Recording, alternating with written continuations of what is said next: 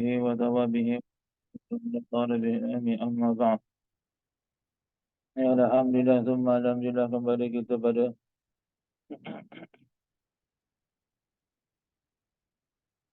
kelas kita untuk yang kali pertama, kelas khas dalam bulan Ramadan,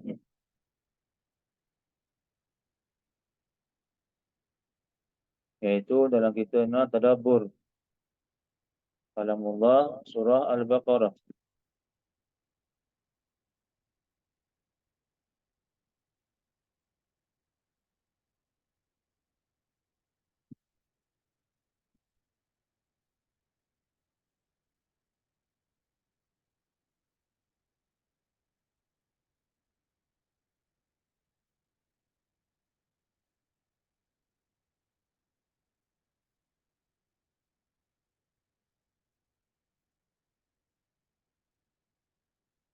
Ya Alhamdulillah.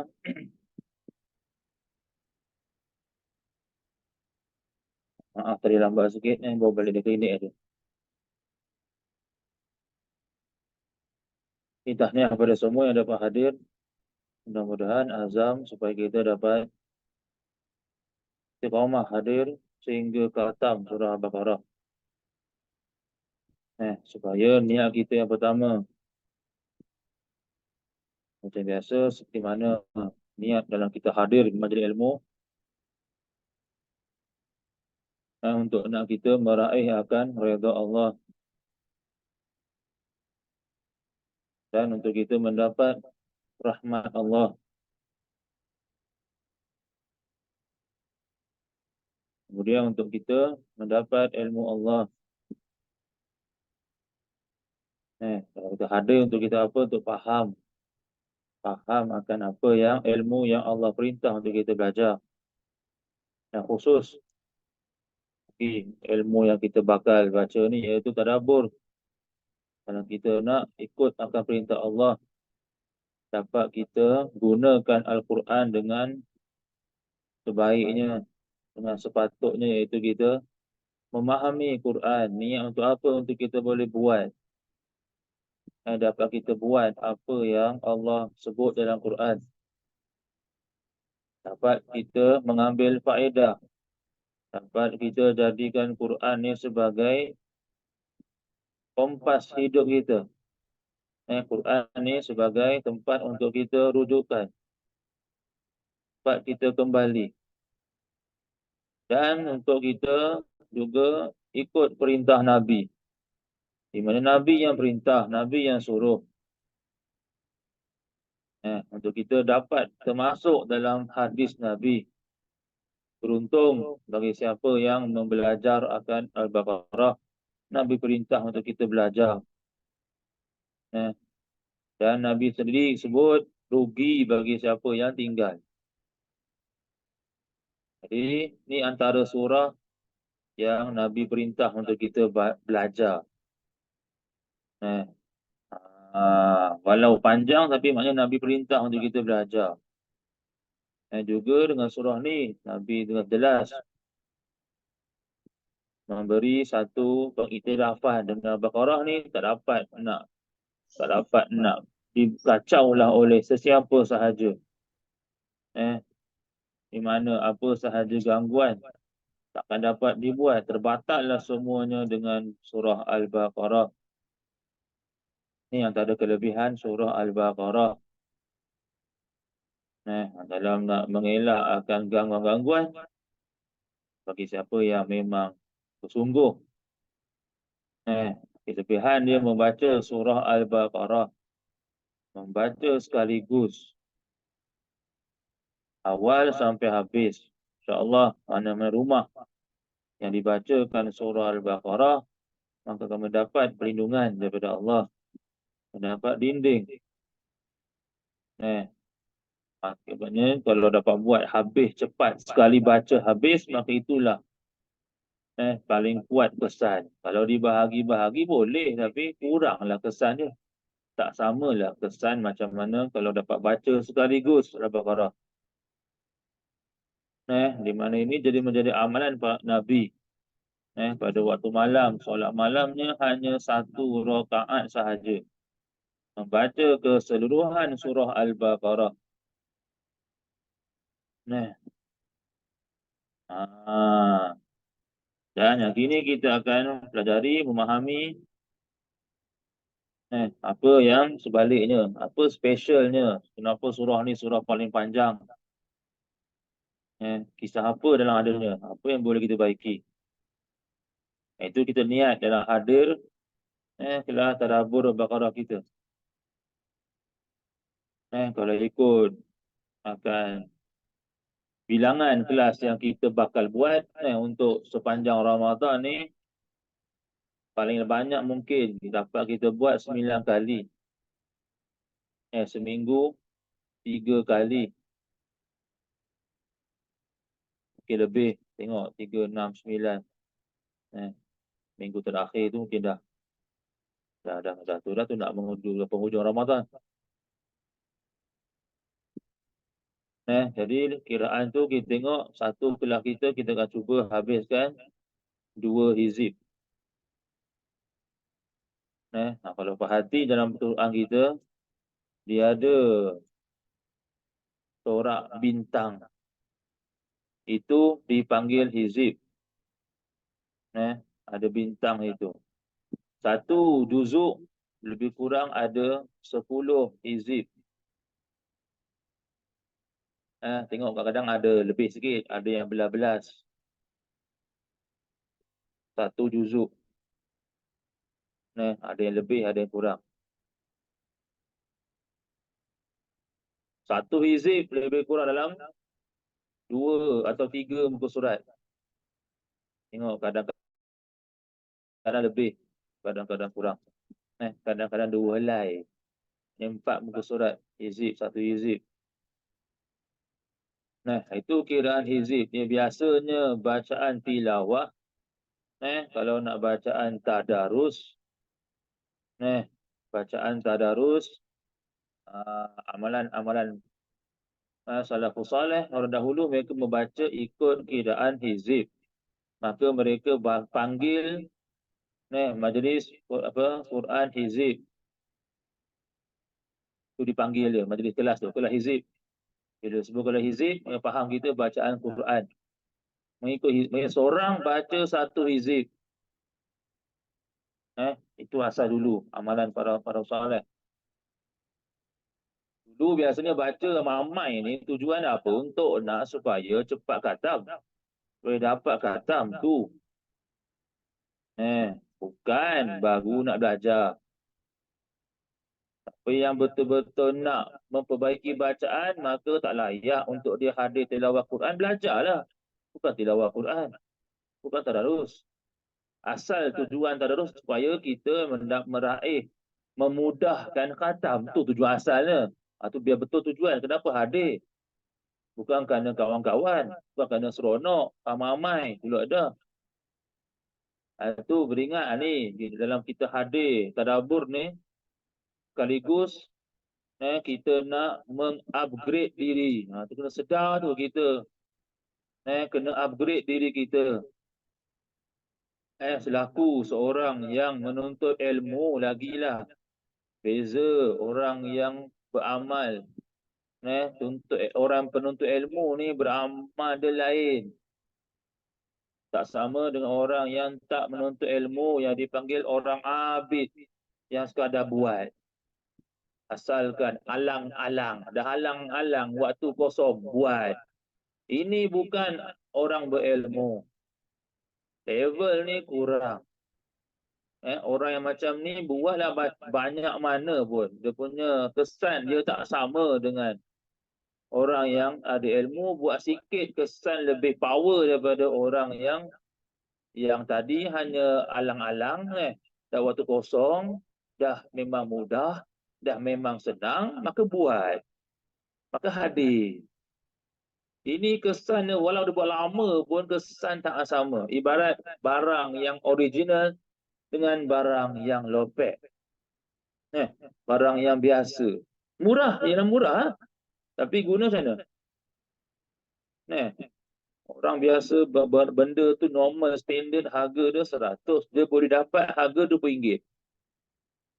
kita agak percaya. Contoh, bateri kereta. Siapa boleh percaya? Orang jual bateri kereta RM20. Siapa boleh yakin ini mesti ori? Semua orang tahu mesti ini ciplak punya kan. Kalau ada bateri kereta RM20. Siapa nak jual? Mana untung dia? Orang nak jual dia mesti ada untung. Kalau dia kata dia jual RM20, maknanya dia dapat berapa ringgit? Logik ke bateri kereta tu dia dapat harga RM10 dah? Nampak tak logik? Mereka mesti lopek ni Nampak? Minyak hitam contoh. Ada je dah Shopee. Jual RM60. Minyak hitam kereta.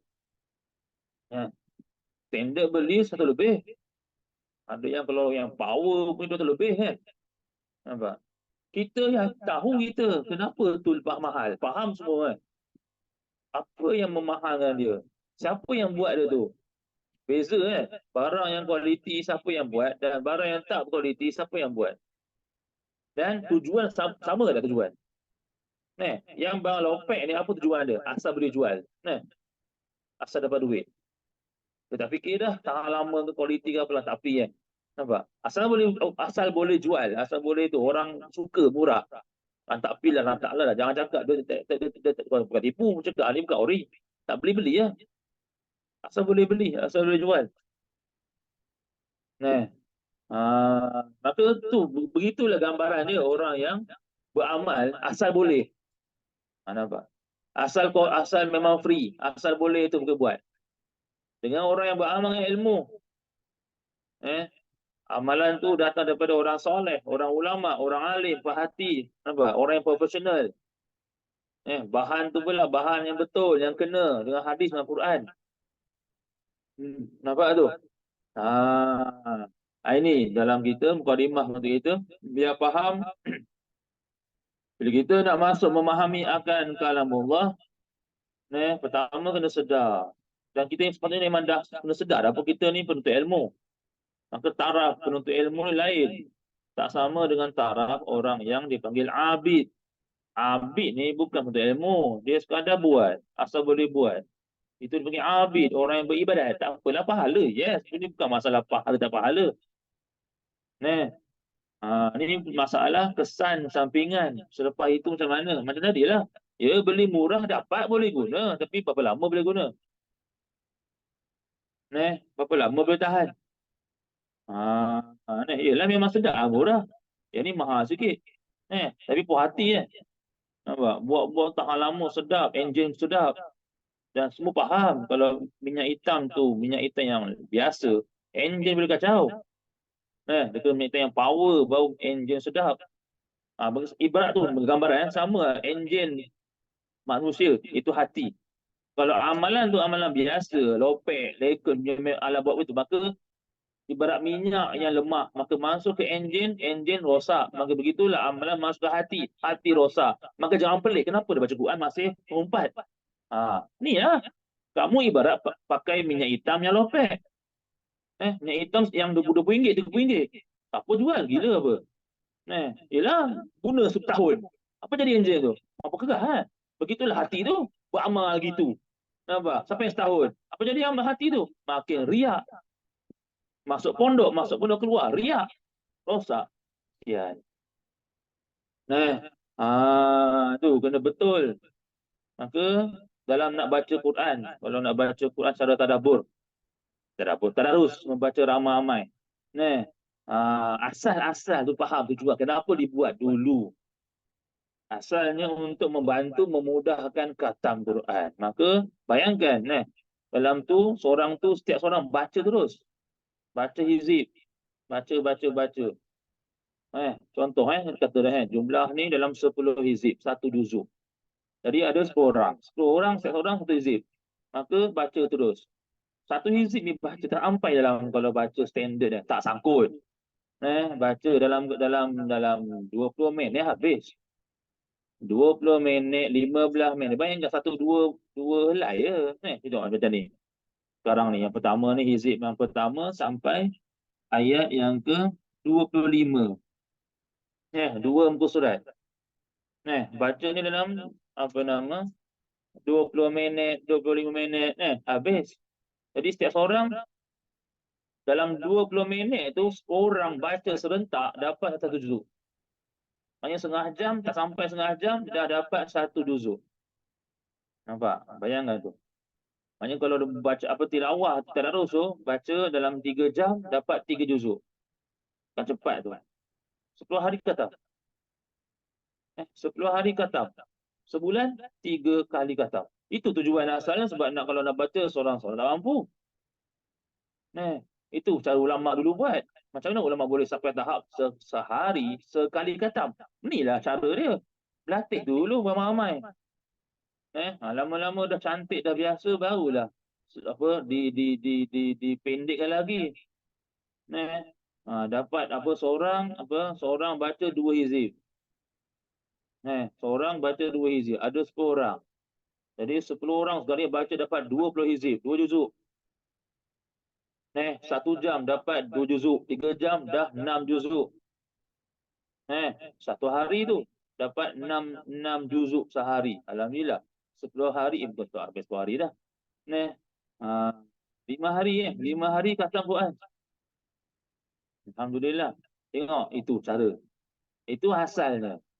Itu asal. Bacaan hizib untuk memudahkan, membantu kita supaya cepat khatam. Dengan beramai-ramai, bantu mudah. Lama-lama, akhirnya dah lama-lama, orang pun dah, yelah nak baca pendek. Nak memendek-mendekkan bacaan. Akhirnya sekarang sampailah seorang satu muka. Bahkan kadang-kadang pendek lagi. 5-6 ayat. Tak apa, tu baca juga. Lepas tu berubah pula. Ni jadi berubah niat. Kita hati untuk apa? Baca beramai-ramai. Apa? Baca beramai-ramai, seorang baca yang lain dengar. Itu sebenarnya lebih berat sebenarnya. Satu, berat lambat khatam. Kedua, berat atas nama tanggungjawab, risiko. Bila seorang baca, maka yang lain wajib dengar. Berdosa siapa bercakap. Wa idza quri'a 'alaihimul Qur'an wa idza quri'a 'alaihim fastami'u lah wa ansitu la'allakum turhamun. Bila dibaca Quran pada kamu, maka kamu dengar. Allah perintah dengar tu. Allah perintah dengar. Ada kata makruh bercakap. Ada kata kalau sengaja, memang tak nak dengar. Kita bila halaqah memang kita baca, memang kita dengar. Memang tu tujuan kita dah. Nampak? Bahkan ada dibawa oleh para ulama dulu dalam membaca Quran, cara yang betul dulu ialah apa? Seorang baca, yang lain lepas dah habis, dia dengar dan dia ulang balik apa orang tu baca. Itu pula cara tadarus. Itu memang dalam bab bacaan, membaca setiap seorang baca. Ni bukan untuk khatam. Kalau khatam selot, bila habis. Jadi kita Ramadan memang nak khatam banyak. Itu sepatutnya.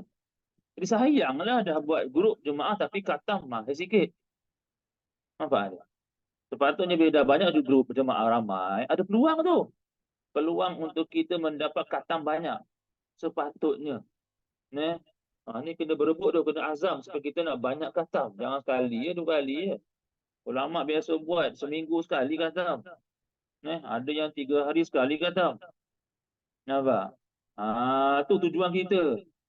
Membaca. Kalau tidak, ambil baca seseorang. Nampak? Nak baca ramai-ramai, mereka kena dengar. Ada adab dia. Hadir-hadir tapi jahat adab. Dia tak hadir. Atau Quran ni amanah dan main, bukan sahaja-sahaja ni. Bukan sekadar seronok-seronok ada kawan. Bila rosak ni habis ya, tu jadi orang siap kena main saka lah, main jin lah, kacau orang kerana gerangan dia tak wahdi. Pula dah. Maka jaga niat, maka betul kita niat kita. Kenapa kita hadir tadarus? Untuk apa? Untuk apa? Baca. Kat rumah boleh baca. Untuk apa? Nak betul bacaan? Belajar. Betul niat kenapa kita hadir tadarus? Ni, tadabbur kita supaya kita jangan baca atas dasar orang yang alang-alang. Maka bacalah, tengok sendirilah. Berapa ramai orang baca Quran tapi mengumpat juga, mengata juga. Buat jahat juga, pandang buruk juga, sangka buruk juga. Mulut cepat cakap benda jahat juga. Mulut mudah cepat dengan spontan cakap benda-benda negatif.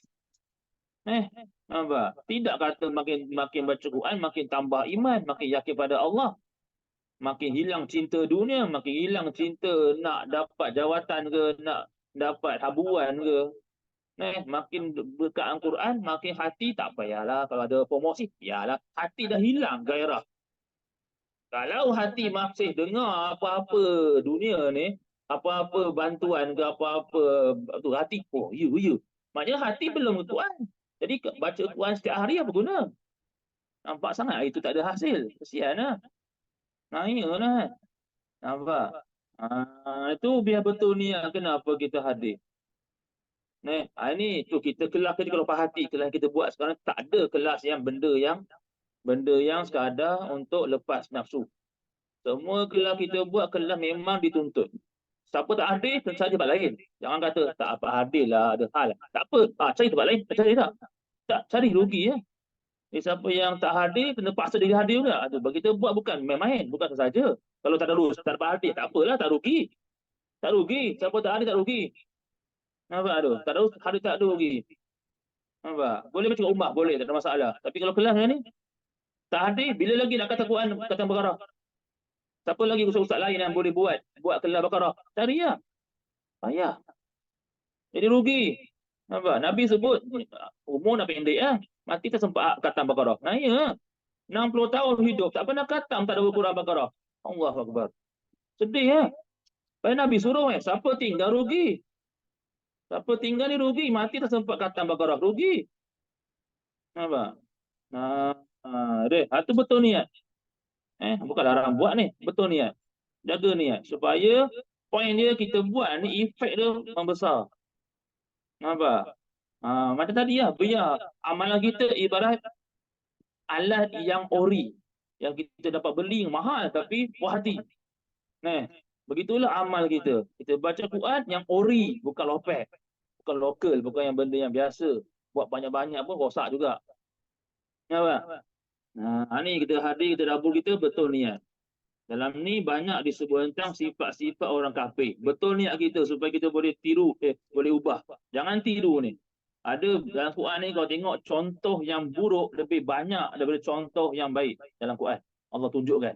Contoh yang tak patut kita ikut lebih banyak daripada contoh yang kita kena ikut. Dalam Quran Allah sebut. Sifat-sifat orang kafir yang kita kena hindarkan. Nampak? Apa dia? Jom kita masuk sini. Mulalah kita bermula surah Al-Baqarah. 5 ayat pertama yang kita biasa dah semua dah hafal lah, dah biasa baca. Dalam bacaan tahlil kita. 5 ayat pertama ni. Kerana yalah masa tak mengizinkan kita tak dapat nak ambil satu persatu. Kita ambil secara rambang mana yang ambil yang paling utama. Yang paling utama kita. Pertama awal-awal lagi Allah sebut dah. Allah macam dah pangkah awal-awal lagi. Zalika kitabul la raib. Awal lagi pangkah dah. Ni ayat Allah macam nak dah chop dah. Dah chop dah. Ingat, kitab ini tidak ada raib. Raib ni maknanya sama juga dengan syak. Beza dia ada satu halus perbezaan dia. Syak, apa syak? Syak, ya ke tak? Ya ke tak? Ragu-ragu. Syak tu, kalau bahasa Arab syak tu, kita meragu-ragu tapi kita tak bantah. Kita tak bantah. Ya kot? Mungkin tak lah. Ya kot, tapi tak bantah. Itu syak. Raib ni, orang dah lah ragu-ragu, dia bantah pula. Tu raib. Maka Allah menafikan bahawa kitab ni tidak ada raib. Bukan saja syak, raib pun tidak. Ragu-ragu sampai tahap nak bantah kitab ni tak ada. Allah awal lagi. Maknanya ni kembali pada akidah. Allah nak bagi tahu, ingat balik. Ingat balik ya bahawa wajib bagi orang beriman, kitab ni tidak ada ragu-ragu. Sampai orang nak bantah pun tak boleh. Takkan boleh dibantah kitab ni. Makin dikaji, kononnya nak menolak, akan jadi kita akan mengiyakan. Dan terbukti, ramai orang kaji, masih Islam pula. Makin dia kaji, kononnya nak cari kesalahan, rupanya masuk Islam. Nampak? Itu kitab ni, tu raib. Awal tengok. Ni nak menunjukkan Allah nak menegaskan, yakin. Maka dia baca Quran dalam keadaan yakin. Yakin sungguh-sungguh. Nampak? Bahawa ini yang betul. 100%. Tak ada syak, tak ada ragu-ragu, tak ada bantah. Kalau Quran sebut A lah. Walau yang realitinya mungkin tak sama dengan A. Tak apa, ni A betul. Tu, tahap tu. Kalau berlakulah Zohir, macam tak sama pula dengan yang sebut dalam A ni. Tak, yang ni yang salah, bukan A salah. Faham tu, tahap tu. Kalaulah kita sampai tahap, bila berlaku sesuatu kat luar ni yang macam tak sama, kita pula menyoalkan, A ni betul ke? Pula. Maka ini kita belum yakin pada Al-Quran. Contoh, inna solata tanha anil fahsya wa munkar. Terang-terang sebut dia. Solat itu boleh mencegah daripada fahsya munkar. Itu kenyataan. Kita pegang terus. Pegang terus. Solat boleh mencegah. Pasti, yakin, confirm 100%. Tapi realitinya, dapat tak? Maka kita nak soal apa? Nak soal ayat ni ke? Soal realiti ni. Kenapa tiba-tiba orang soal? Kenapa dah solat masih buat jahat? Pula. Dia mempersoalkan ayat. Ini masih lemah akidah. Maknanya bahaya tu. Tanda bahawa akidah ada yakin pada Quran itu hampir rosak. Sepatutnya mempersoal dia yakin dah. Solat mesti boleh buat confirmnya. Tahu tak boleh? Kamu yang salah. Cek balik apa kamu buat. Bukan tanya balik, kenapa solat dia, kenapa masih tak buat. Macam mempersoalkan ayat ni. Kena mempersoalkan tindakan kenapa kita tak dapat. Bukan mempersoalkan ayat tu. Yang realitinya berlaku memang untuk zaman sekarang tak ada dah. Tak ada orang akan jawab. Kalau orang tanya, kenapa boleh berubah ni? Apa sebab kamu boleh berubah ni? Ada orang jawab solat? Ada orang jawab solat? Kenapa boleh jadi baik ni? Kenapa tiba dulu cakap popang-popang, mulut burai. Sekarang mulut baik diam. Kenapa? Solat. Ada. Mana kita tak dapat lagi ni. Tak sampai ayat tu. Allah jamin kan? Siapa solat dia boleh elak. Siapa solat dia boleh elak jahat. Mulut dia jadi baik. Mata jadi baik. Telinga jadi baik. Maka sepatutnya orang kau dapat ni jangan jawab. Solat dah. Apa nak sebab lagi? Apa lagi nak buat jangan cakap. Bila orang tanya kenapa berubah dia tiba dia pakai yang begitu jadi ni, dia free hair jadi tudung. Solat dah. Ada. Realitinya memang tak jumpa lagi. Jawapan normal kawan. Sebab kena fitnah, sebab kena kemalangan, meninggal kawan, meninggal saudara, insaf, sebab keluarga. Bukan sebab solat. Bermakna solat kita jauh. Nampak? Itu nak faham Quran tu. Itu satu itu nanti sambung ni. Kita kembali right. La right. Tidak ada ragu-ragu sampai nak membantah. Hudal lil muttaqin. Kitab ni untuk apa ni? Bukan sekadar baca. Kitab ni untuk apa? Untuk nak mendapat hidayah. Mendapat petunjuk. Tapi itulah Allah beritahu dah kan. Kepada siapa je dapat ni. Maka jangan pelik. Kita tak dapat. Allah tak bagi tahu pada semua orang dapat. Tak, semua orang dapat. Lil muttaqin. Lil muttaqin. Orang yang bertakwa je dapat. Siapa yang dia dah takwa dah, dia baca Quran, maka Quran tu dapat guide dia. Jadi kalau dia tak takwa, dia baca Quran, memang tak dapat dah. Faham ni? Ibarat dia bawa kereta, minyak diesel, mana boleh guna ke dia? Nampak? Yang ada minyak diesel, minyak kereta tak ada, habis. Nak isi ke? Tak boleh. Isi ke punah. Tak kena dengan kereta tu. Nampak? Maka samalah. Quran ni untuk orang takwa, kamu tak takwa, kamu baca pun tak dapat dah, kamu masuk dah rosak, enjin rosak kereta tu kalau tak diesel. Nampak? Isilah penuh pun. Nampak? Isi RM50. Penuh, full tank. Tapi diesel. Tak kena dengan enjin tu, boleh start dah. Begitulah nampak. Hati kita belum takwa. Baca Quran, masuk, keluar, tak dapat petunjuk. Dalil muttaqin. Maka tu ulama itulah bantu macam mana nak dapat takwa. Bersepah kitab karang. Tak baca-baca juga.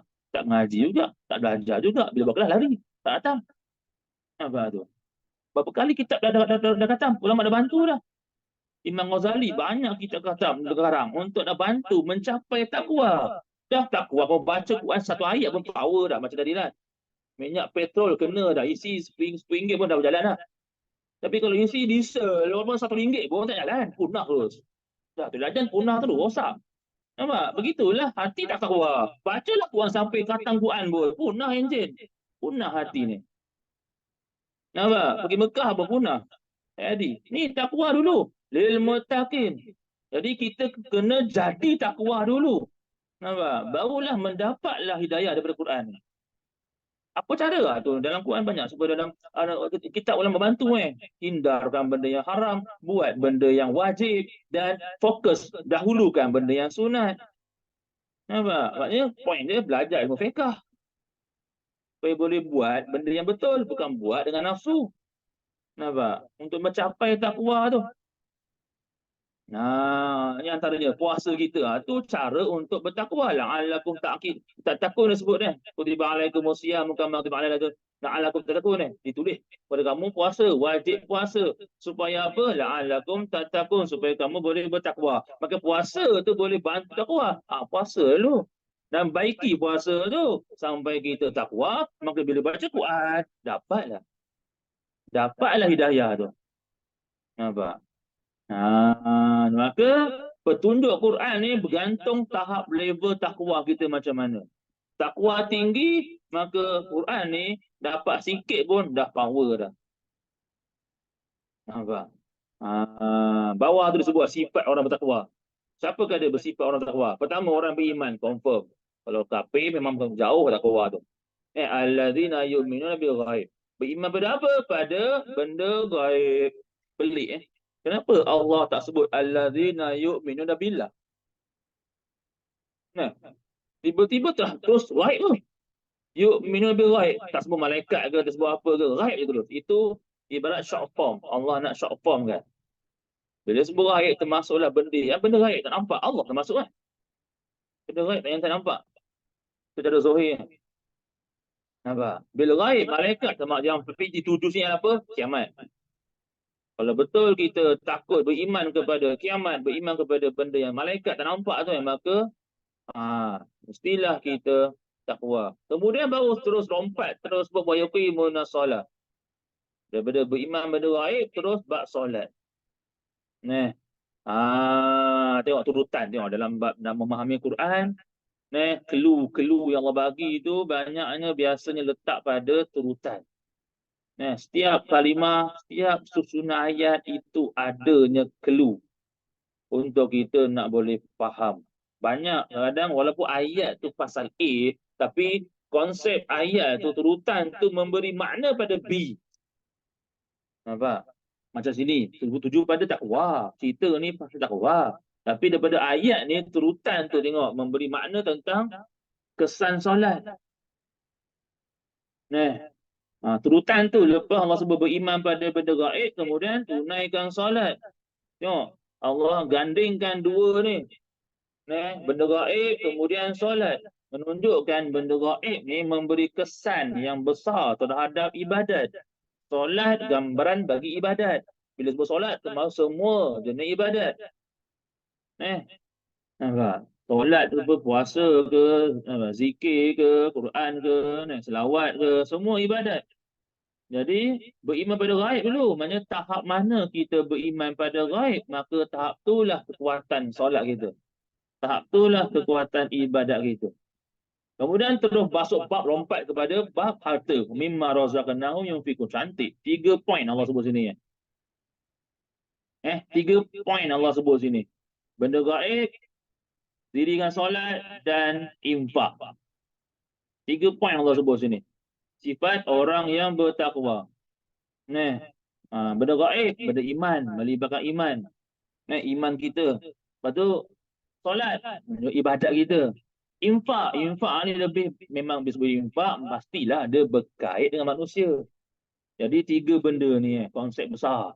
Ibadat hati, ibadat perbuatan, ibadat masyarakat. 3 poin besar ni. Siapa dapat jaga, itu bertakwa. Itu bertakwa. Jaga ni. Maka siapa dapat jaga ni, dia baca Quran, baru power. Maka ibarat inilah, tiga inilah sifat bagi kereta yang canggih. Nampak? Kereta Porsche ke, kereta apa ke, sekarang ada kereta elektrik lah apa dah ni. Nampak? Velfire lah apalah semua tu. Mercedes ke apa, kereta canggih tu, power kereta tu, banyak tak minyak power jadi cantik, bergerak laju. Maka macam mana kita punya kereta kita, ghaib, solat dan yunfikun. Lepas tu baru sebut wallazina yu'minuna bima unzila ilaika wa ma unzila min qablika bil akhirati yuqinun. Tengok, perhati satu lagi poin besar. Clue yang situ Allah sebut. Perhati atas tu allazina yu'minuna bil ghaib wa yuqimuna shalah wa mimma razaqnahum yunfiqun. 3 poin dalam satu ayat. Ini bergabung. Ayat sebelumnya tu itu ibarat macam pasal yang lain. Kenapa? Sebab Allah pisahkan dengan wallazi. Tengok. Kenapa? Ayat pertama tu Allah tak ulang wallazi. Wallazina yu'minuna bil ghaibi wallazina yuqimuna solat. Tak. Nampak? Kalimah allazi itu Allah tak ulang. Allah sebut sekali je. Untuk maknanya ibarat macam allazi pertama untuk ghaib, solat dengan yunfik, infak. Itu allazi yang pertama. Wallazi, allazi yang kedua. Yu'minu bima unzila ilaika wa ma unzila min qablika wa bil akhirati yuqinun. Panjang tapi pada satu poin ni lain sikit Quran ni, ayat Quran ni lain. Tadi pendek sikit ni, atas tu ayat 2 pendek tapi 3 poin. Yang ni satu poin lah. Itu apa tu? Kitab lah. Apa Allah turunkan? Kitab dahulu, kitab sekarang. Kitab besar tu. Itulah poin dia. Tapi Allah pisahkan wallazi. Tidak Allah sambung je pada, kalau ikut bahasa Arab, kalau buang allazi, wallazi cukup wayub minu dah faham. Sambung belakang. Nampak? Allazina yu'minuna bil ghaibi wa yuqimuna salata wa mimma razaqnahum yunfiqun wa yu'minuna. Terus wa yu'minu sambung Sambung ayat sebelum. Tidak, Allah putuskan wallazi. Allah ulang balik wallazi. Nak bagi tahu poin yang baru. Nampak? Poin yang baru ialah kitab yang sebelum. Kitab Taurat, Injil, maknanya nak lepas dah. Lepas dah 3 poin tu, kemudian buatkan pula kepada beriman kita pada kitab yang sebelum. Mereka ni lah ulaika huda ala hudam mir. Mereka yang dapat. Mereka ni lah yang pendek kata orang bertakwa, mereka lah yang mendapat hidayah. Mereka lah yang bila baca Quran mendapat petunjuk. Mereka lah bila baca Quran dapat berubah diri. Ni mereka ni. Siapakah mereka ni? Sebab tu 5 yang pertama tu cantik, sedap, memang power dijadikan sebagai amalan. 5 ayat pertama ni. Kemudian wa ulaikum muflihun. Mereka lah orang yang berjaya. Awal lagi Allah macam dah chop dah. Inilah orang berjaya. Allah nak ajar kita. Inilah sifat orang berjaya. Maka inilah patut diterapkan kepada si anak kecil. Ajar anak tu bahawa sifat orang berjaya ni. Lepas tu next seterusnya nak berjaya apa tu baru tak kisahlah. Yang penting point ni dulu. Tapi bila anak-anak didendangkan dengan berjaya yang lain, maka dia tak nampak ni. Bila tanya macam mana kamu nak berjaya sampai nak dewasa, tengok sekarang jawapan orang dewasa berbeza-beza. Sepatutnya semua kita orang beriman jawapan satu. Lepas tu nombor 2, 3 barulah. Ni yang kita nak berjaya ni. Kita nak berjaya menjadi orang bertakwa. Tu first. Ni dulu. Lepas tu barulah takwa yang lagi dia pilot. Takwa yang dia rider. Takwa yang dia jadi doktor. Nampak? Bukan doktor tu bertakwa. Terbalik. Jadi payah ni. Nampak? Ni yang menjadi patutnya. Cita-cita yang pertama bagi semua orang beriman. Kita nak berjaya meraih menjadi orang yang bertakwa supaya bila baca Quran dapatlah manfaat tu. Nampak? Kalau tidak, nampak? Bacalah Quran sama-sama tak dapat lah. Tu jangan pelik pun kenapa baca Quran masih lagi buat benda jahat.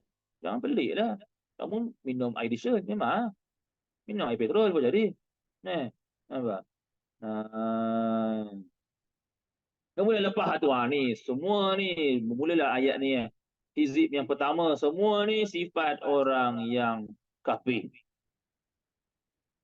Ni kita ambil secara, apa nama, rambang terus lah. Kita ambil terus. Daripada ayat yang 6 sampailah tu. Pertama, sifat yang pertama. Ni siapa yang nak tulis, cepat ni. Kita terus laju ni. Banyak tu nak cara. 2 hizib ni. Ni baru dah hizib. Sifat yang pertama tu ayat 6 tu sifat pertama. Sawa'un alaihim anzata am la tunzirun la yu'minun. Apa tu? Orang, kalau bahasa kita senang lah, hati keras ni. Hati keras. Bagi nasihat ke tak bagi nasihat sama. Tu. Ini pertama. Ini sifat orang kafir. Kalau ada orang Islam yang bersifat macam ni, sifat kafir ni. Walaupun Islam, ini sifat kafir. Ini sifat orang kafir. Nasihat, tak nasihat sama. Sama. Tak ada faedah tu. La yu'minun, tak beriman dia. Ni tukang kafir. Kalau baca orang Islam, tak terima. Sama juga.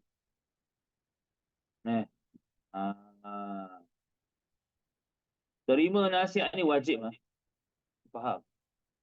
Terima nasihat ni wajib. Walau nasihat tu pedih. Walau nasihat tu kasar. Nisbah kita menerima tu wajib. Dia yang buat cara salah, tu dosa dia. Nampak? Kesalahan dia, cara tak betul, tidak menggugurkan kita boleh tolak. Tak. Untuk kita nak terima ni, satu je point, asalkan benda tu betul. Nasihat yang disampaikan tu benda betul, maka kita kena terima. Kalau nasihat tu nasihat wajib, wajib terima. Kalau nasihat tu tentang benda sunat, sunat terima. Tengok nasihat benda tu, nasihat tu nasihat apa? Nasihat benda sunat. Dia nak solat duha. Sunat. Terima tu sunat. Tapi nisbah hati, ulama tasawuf tetap kata wajib. Nisbah hati. Boleh merosak hati. Kalau menolak. Jadi haram. Boleh rosak hati. Orang yang hati dia menolak nasihat. Antara sifat orang yang menolak nasihat, bila dia ni nasihati, dia balas dengan nasihat balik. Pula ada. Nasihat, dibalas nasihat. Ini antara tanda takabur. Alhamdulillah. Nabi sebut dah, tidak masuk syurga orang yang ada walau sebesar zarah takabur. Nasihat, dibalas nasihat. Pertama, orang ni confirm dia tak terima nasihat. Dan dia bantah nasihat tu. Maka dia gerak sangat, dia nak tembak balik, dia tembak dengan cara baik, nasihat. Nampak? Punah. Ingat hati-hati. Orang nasihat dia. Tak elok dah tu, ajar buat tu. Kau pun sama, kau pun tak elok. Tengok. Nasihat, dibalas nasihat. Kabur. Na'udzubillah. Sebab kafir ni. Orang macam ni nasihat dah sama. Sama dia. Satu pertama. Ayat 7 Allah beritahu kesan bila orang macam ni apa jadi, fatamallahu ala qulubihim wa ala sam'ihim rishawa absarihim rishawa. Orang macam ni lah orang apa? Orang yang telah Allah chopkan.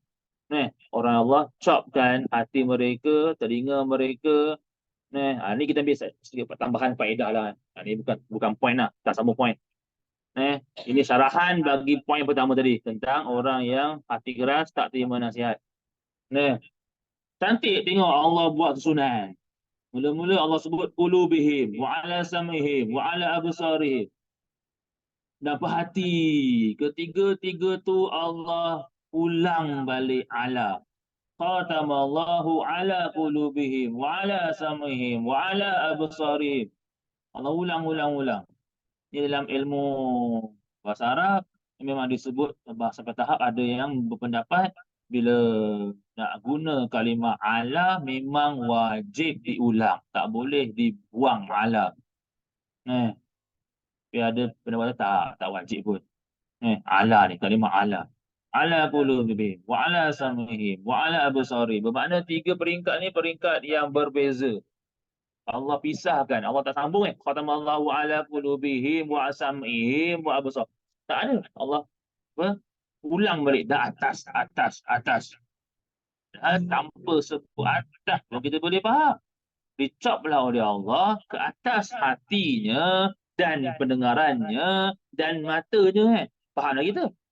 Tapi tidak, dicop oleh Allah atas hatinya dan atas pendengarannya dan atas matanya. Tengok Allah ulang atas atas atas.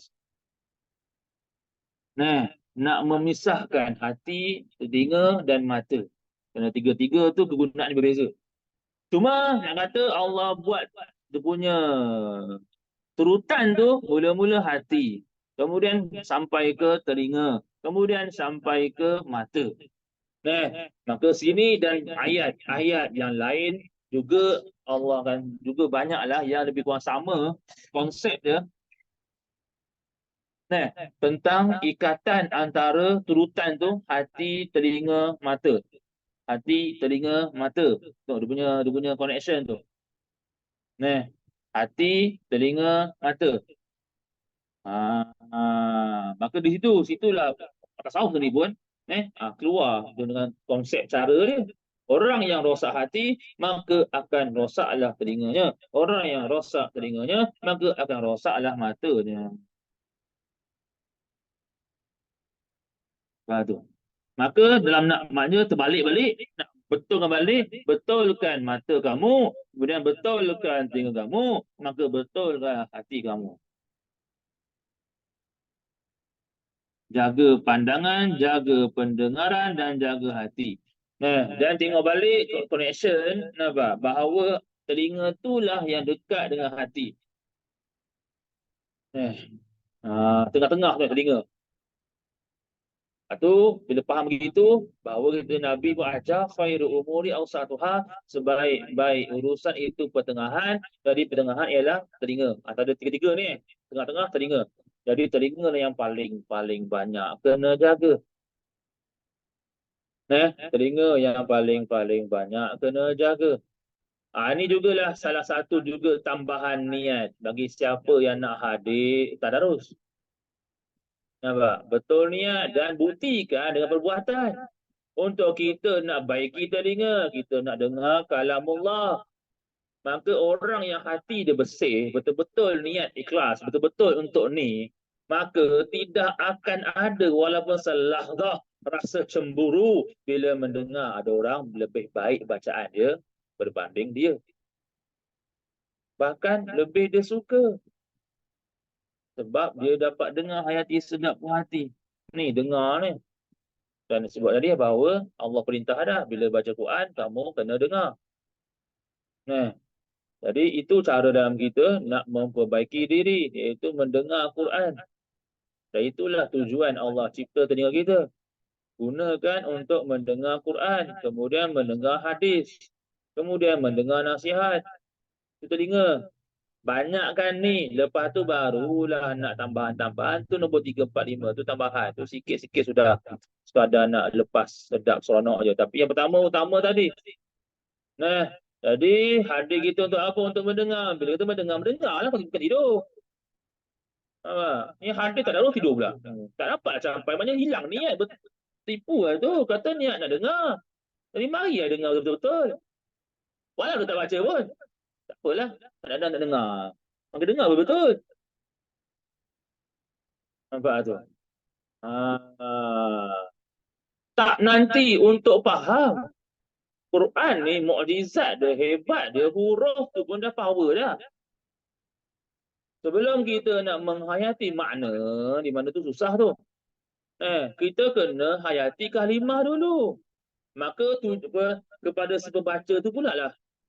Kena baca dengan jaga betul-betul kemuliaan kalimah tu. Kalimah huruf tu power dah. Jadi kita dengar, hayati kalimah tu, hayati huruf tu. Ni yang kata Kemah kena belajar ilmu makhraj huruf. Orang yang belajar ni sahaja, jadi dapat betul-betul menghayati akan setiap sifat huruf. Orang yang tak belajar, maka macam mana nak faham? Dia dengar gitulah, dia dengar lagu ke, dia tak dengar huruf tu. Nampak? Jadi dia dengar orang baca, dia tak pandang cah lembut tu. Dia tak pandang, telinga dia tak perhati kepada ketebalan to tu, kemampatan dot tu. Dia tak perhati tu. Perhati tu, sedap lagu hentak tu, best. Sedap tu, imam di depan. Tu lah. Nampak? Orang yang perhati dia tak kisah, dia dah tak perasan dah rentak apa yang dia baca tu. Sebab dia dah khayal, dia dah sedap dengan huruf tu. Huruf Quran tu sendiri dah power dah. Nah. Nampak? Tu molek juga apa, maka kena belajar ilmu makhraj huruf. Kita kena kenal huruf tu. A sampai Ya. Setiap huruf tu dia ada power dia. Setiap huruf tu dia ada kegunaan dia. Macam mana sifat-sifat dia tu. Kalau lah kata betul-betul, kalau orang betul-betul boleh betul-betul bersungguh lah dengar sahaja dah boleh menangis. Walau tak faham. Kita dengar akan huruf tu, kalimah tu. Dengar sahaja dah boleh cair. Berasa sedap nikmat huruf tu. Nampak? Ni, bila Allah sebut dengar itulah dekat hati. Qulubihim ala samihim. Hati itu dengar. Maka kalau kita betul-betul guna telinga mendengar, maka kan memang cepat masuk ke hati. Tapi itulah ujian bagi dengar mata. Bila mata ngantuk, maka hilang dengar. Hilang dengar tu. Tu kata kena jaga mata tu deh. Habis, sambung sifat orang kafir yang kedua. Ayat 8. Apa sifat orang kafir tu? Minan nasi may yaqulu amanna billah wa bil yaumil akhir wa ma hum bimu'minin. Menipu. Sifat orang kafir menipu. Depan cakap lain, belakang cakap lain ni. Sifat orang kafir yang kedua.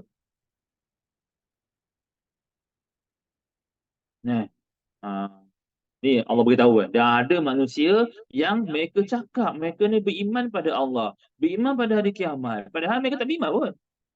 Itu untuk orang kafir. Kita samalah, kiaslah. Sifat orang yang fasik. Depan cakap ya, pompang, belakang tak pegang pun. Depan cakap lebih, belakang tak beramal pun. Nampak?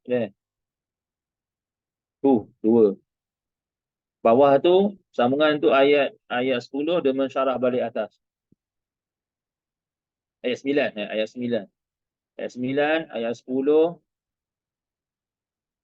ayat 11. Mensyarah balik atas, poin atas. Yukhadi'una Allah waladina amanu wa ma yadkhuluna ila anfusahum wa ma yash'urun. Mereka menipu Allah. Menipu orang beriman. Padahal sebenarnya mereka menipu diri mereka sendiri. Fi qulubihim marad. Di hati mereka adanya penyakit. Kemudian fazadahumullahu marad. Allah tambahkan lagi penyakit itu. Maknanya dalam hati mereka dah ada penyakit. Allah tambahkan lagi. Kemudian bab tentang environment pula. Wa idza qila lahum la tufsidu fil ard. Jangan kamu binasakan bumi. Tapi mereka jawab apa? Tak, kami baik. Sama tak? Jangan buat maksiat. Jangan baik, hati baik. Padahal perih. Sama tak? Itu sifat orang kafir. Menipu. Tiba apa? Qalu innama nahnu muslim. Kami orang baik. Kami yang tarik orang buat baik. Padahal dialah penyebab rosakan. Ni masalah ni. Mereka tak sedar. Tu bawah tu. Ala innahum humul mufsidun.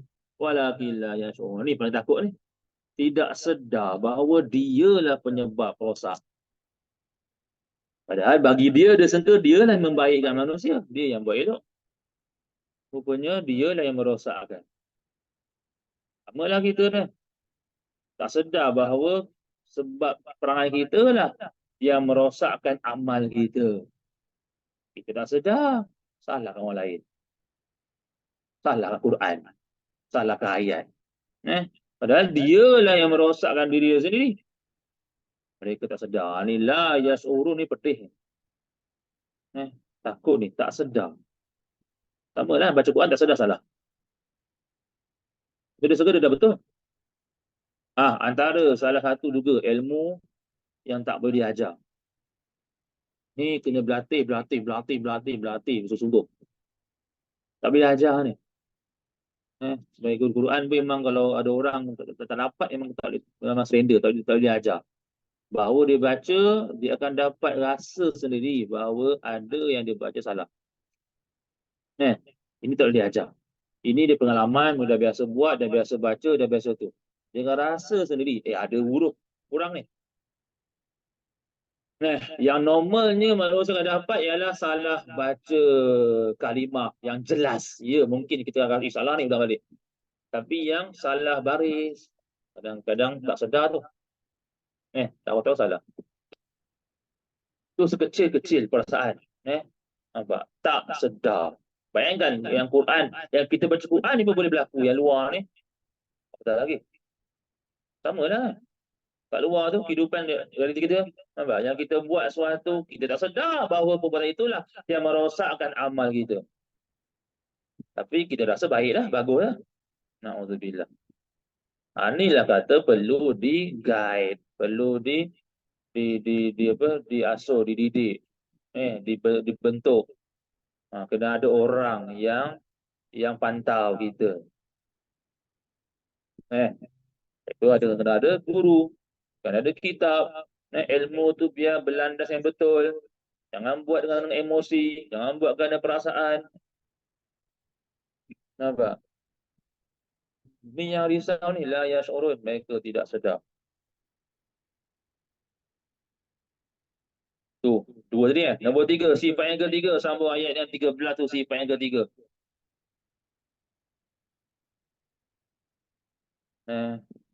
Tu apa dia? Qalu anu'minu kama amana sufaha ala innahum humus sufaha walakin la ya'lamun. Tadi Allah sebut walakin la yash'urun, sekarang la ya'lamun. Tengok. Ni siti ayat-ayat yang Allah sebut ni ada kelu-kelu ni. Walakin la yash'urun walakin la ya'lamun. Wa idza qila lahum aminu kama amana an-nas. Qalu anu'minu kama amana sufaha. Bila sebut beriman kami. Maka mereka jawab, kami nak beriman seperti mana orang beriman orang yang dahulu yang bodoh-bodoh tu. Tengok. Maknanya nak membodohkan orang. Nak menyalahkan Allah, menyalahkan orang. Ala innahum humus sufaha. Dua kali Allah ulang hum. Innahum hum. Mereka lah yang sufaha. Sufaha tu bodoh tu. Orang bodoh. Orang yang bebal. Orang yang tak pandai.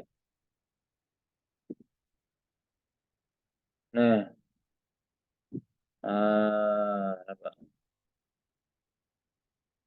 Bawah tu. Ayat yang ke-14. Ni sifat orang ni. Perangai orang ni. Yang menipu ni. Bila mereka bertemu dengan orang yang beriman, mereka cakap apa? Wa idza laqul ladzina amanu qalu amanna. Mereka beriman. Berlepak dengan orang-orang baik, kata mereka baik. Berlepak dengan halaqah-halaqah yang baik, kata tu ahli zikir, ahli sufi. Ikut orang, kata dia tu baik. Wa idza khalau ila syayatinihim qalu inna ma'akum innama nahnu mustahzi'un pula. Nampak tu. Bila mereka jauh daripada orang tu, mereka kata apa? Kami beriman pada syaitan. Di sini jelas dah beritahu bahawa memang adanya beriman kepada syaitan. Orang yang bersama dengan syaitan. Orang yang sembah syaitan. Ni teruk lagi lah. Kita tak kafir.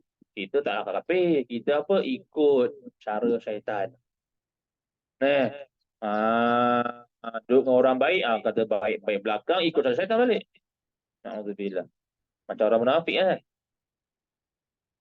Nampak? Selepas tu, ini Allah nampak perumpamaan. Dalam Quran ni ada ayat yang antara ayat-ayat, banyak jugalah, beratus. Ayat-ayat yang Allah nak buat perumpamaan. Allah gambarkan, Allah buat contoh. Maka situlah kita boleh belajar konsep dalam nak menyampaikan ilmu atau konsep dalam nak memahami ilmu. Tanda kita faham, mesti kita boleh buat contoh. Mesti kita boleh buat perumpamaan. Ini benda ni penting ni. Ni tak semua orang dapat. dah belajar pun tapi dia dihijab. Akhir zaman ni ramai orang masih dihijab. Akal mereka dihijab. Mereka tak dapat nak buat perumpamaan. Bila dia pandang kereta rosak, ada pada pandang. Dia boleh tak nak gambarkan perumpamaan kereta rosak dengan iman dia? Boleh? Dihijab, kesian. Ni masalah hukum masalah ni. Banyak antara ayat ni banyak Allah sebut. Allah nak buat perumpamaan. Macam ni lah. Allah beritahu dah tentang orang kafir, sifat orang kafir, perangai dia. Kemudian terus Allah beritahu perumpamaan. Macam mana contoh. Macam mana mereka ni begitulah macam mana api tu. Kayu tu. Api yang menerang. Api yang madam tu. Api yang bercahaya. Allah buat contoh. Ini tanda bahawa seorang tu faham ilmu. Maka kalau kita dah hadir kelas, alhamdulillah bagus, hadir kelas belajar dah sampai kelas tak. Tapi masih lagi akal tu lembab. Akal susah nak dapat. Tak dapat nak kiyah lagi, bermakna kita masih lemah. Tak apalah, hadir lagi, belajar lagi. Maka bila begitu, faham, sedar tu. Sedar kita masih lemah, maka jangan belagak, jangan lebih. Kamu masih belajar, jangan lebih.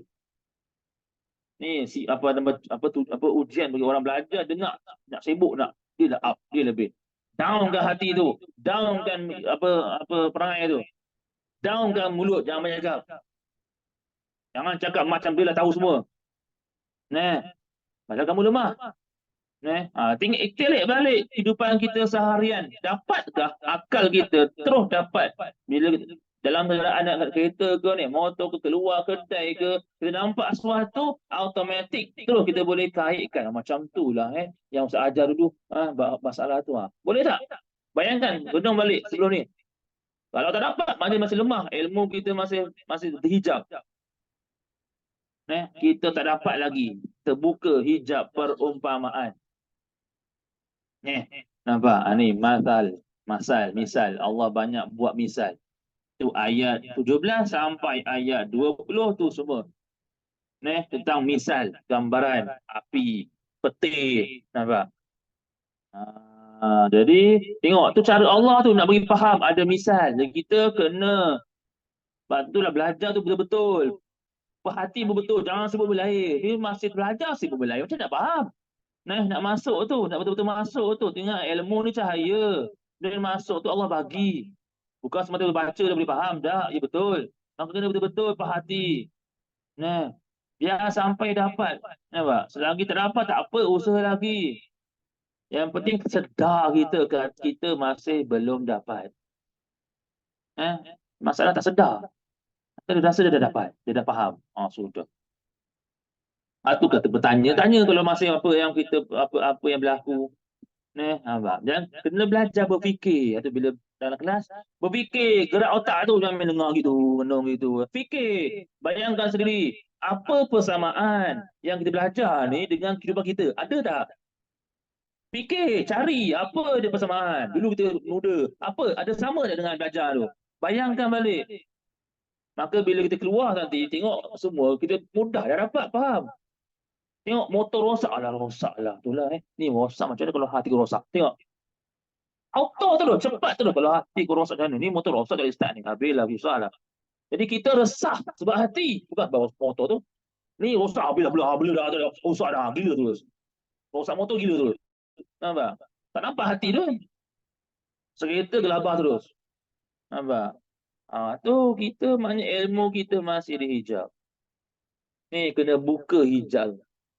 Buka hijab tu memang tak boleh diajar. Kena sentiasa ulang, baca perhati dan fikir. Nampak? Kena banyak fikir. Ni baca Quran ni. Fikir. Bayangkan otak tu fikir betul-betul. Perenung betul-betul. Biar betul-betul faham. Biar sampai kita dan bayangkan balik. Belajar, mengkias. Kena belajar ni. Tengok pipe bocor. Apa boleh belajar itu? Nampak apa? Nampak air. Nampak bil. Nampak duit. Macam hati duit tu. Tengok bocor nampak duit tu. Terpas, alamak, habislah bil aku banyak. Itu nampak. Macam mana kalau amal kita bocor? Ada fikir? Quran kita bocor. Zikir kita bocor. Solat kita bocor. Macam mana tu? Kalau tu apa bocor-bocor? Cuba cari. Mesti ada punya. Pecah ke apa, ketuk-ketuk Maka mesti ada benda pecah ni. Kita punya solat. Apa ni? Ada belajar dah kan? Kena balik ya. Oh, itulah dulu rukun solat ada yang pecah tu. Kena baiki ni. Itu nampak. Maka kita tengok air yang bocor, nampak solat. Subhanallah. Jadi dapat ilmu itu. Memang kadang-kadang Allah nak bagi kita tambah faham ilmu yang kita belajar melalui luar. Jadi kita kena bersedia menerima. Nampak? Kadang Allah banyak bagi dah nak bantu kita faham. Tapi kita tak fikir. Tak kaitkan dengan solat tu, maka tak faham. Nampak? Tu kena belajar-belajar tu. Kena belajar-belajar berfikir. Tu ngajar akidah tu faham itu banyak fikir-fikir pasal akidah, sifat Allah, fikir alam. Allah suruh tengok langit, tengok bumi untuk apa? Pandang Allah, nampak langit, nampak Allah. Kiasan dia tu. Maka tu Allah nak ajar kita berfikir. Nampak? Allah suruh nak kita jadi bijak. Bukan lembab. Kena perah otak tu. Perah otak tu. Rosak handphone. Apa nampak? Nampak? Dia rosak handphone. Apa nampak? Nampak rosak tu. Alamak, sudahlah. Dah celah. Dia nak call. Nampak WhatsApp. Nampak tu, nampak ini. Apa yang kaitkan kita? Nampak tu. Tak dapat hari kelas. Apa nampak? Apa nampak? Dengan kita tak dapat hari kelas. Kita dapat lega, biar. Pula dah. Setiap benda berlaku semua tu ada kaitan dengan Allah ajar. Kadang Allah nak ajar kita faham ayat ni daripada kita buat kerja. Jadi kena bersedia. Kena bersedia setiap masa. Habis tu sampai ayat 17. Sampai ayat 20. Kemudian selepas tu ayat 21 ini tentang kuasa Allah. Ayat 21 sampai seluruh tu semua tentang kuasa Allah. Ni berakidah lah. Ini dalam kita nak menguatkan balik. Dah belajar dah sifat 20. Ni lah Allah syarahan ni. Maka dah belajar sifat 20, faham dah ayat semua tu. Tu syarahan dah tu. Ayat 21 tu Bermula apa nama? Ya ayat nas abudullah rabbakum khalaqahu wa Allah Allah ibadahmu Allah kan itu tumbuhkan rezeki daripada tanah. Atau semua tu kuasa Allah. Tu nak so kita ingat tu Allah so fikir tu tak boleh beritahu. Kena balik tengok balik Allah jadikan bumi. Nampak? Allah jadikan langit, Allah turunkan hujan. Maka bila tengok langit hujan, itulah dia ikut Allah, itulah kata Allah beritahu. Rezeki balik. Kuasa Allah. Allah Maha Kuasa, kudrat. Benung balik sifat 20 tu, dah belajar dah pun. Nampak? Kemudian sambung ayat 25, ini tentang pahala. Berita gembira kepada orang yang beramal. Wa basyiril ladzina amanu wa 'amilus solihat anna lahum jannat. Tengok Allah dalam nak mendescribekan surga, Allah bagi tahu benda yang kita memang boleh nampak. Orang yang beriman lagi beramal soleh. Orang yang beriman lagi beramal soleh. Tu orang soleh. Ni yang kita nak. Ni yang dalam doa Al-Fatihah kita Siratal ladzina an'amta 'alaihim minan nabiyyin wasiddiqin wasyuhada'i wassalihin. Orang soleh yang terakhir. Orang soleh lah gambaran macam mana kalau orang tu barang yang baik, maknanya daripada orang profesional, barang yang cantik, maka mahal, maka guna sedap puas hati. Begitulah amalan yang datang daripada orang soleh. Lepas tu kita nak buat tu kita tidur orang soleh. Sebab mereka lah profesional. Mereka yang dah buat, mereka dah rasa, mereka dah dapat. Dan mereka lah yang kita minta doa supaya kita ikut orang. Orang soleh tu yang digelar salafus soleh tu. Salaf, orang yang 300 tahun pertama, orang yang soleh, salafus soleh. Kita ikut Imam Syafi'i, kenapa? Mereka tu soleh. Kita solat cara mereka. Zikir cara mereka. Lepas tu, apa kita buat ni, kena ikut cara mereka. Bila kita buat cara kita, itu jadi tak soleh, toleh dia. Tu tak dapat hatil. Jadi nak baca Quran, ikut cara soleh. Nanti ikut cara macam mana orang soleh buat. Bukan main buat je, asal boleh. Itu masalahnya. Nampak? Nak dapat kesan, kena ikut cara orang soleh. Itu je. Nak baca Quran, ikut cara orang soleh. Tu kita buat maulid, baca Dia selawat ikut cara orang soleh. Nak selawat ikut cara orang soleh. Tapi kalau kita kuat, kita sanggup bermujahadah sampai kita pula menjadi orang soleh. Wah, subhanallah, beres tu tak apa. Dan barulah M2 kita boleh buat amal kita sendiri. Tapi kalau kita sedar, kita pun jauh sangat. Jadi kita ikut orang soleh lah. Tak apalah tu, tak aib pun. Memang kita kena ikut orang soleh. Kita doa pun memang tu minta ihdinas siratal mustaqim. Kita minta jalan lurus. Siapa tu jalan lurus? Jalan orang nabi, orang syuhada, orang siddiqin, orang soleh, memang minta tu. Jadi tak ada aib pun kita tidur orang soleh. Nampak? Maka termasuk Ramadan. Nak kejar Lailatul Qadar. Ikut cara orang soleh. Kalau ikut cara sedap-sedap hati, asal boleh, asal sedap, asal selesa, tu tak dapat tu Qadar tu. Macam mana para ulama dulu buat? Tu antara cara kami buat bacaan madah tu. Ikut cara orang soleh. Ikut huruf hijaiyah, alif sampai ya. Ikut cara orang soleh. Zikir kita lepas solat, ikut cara orang soleh.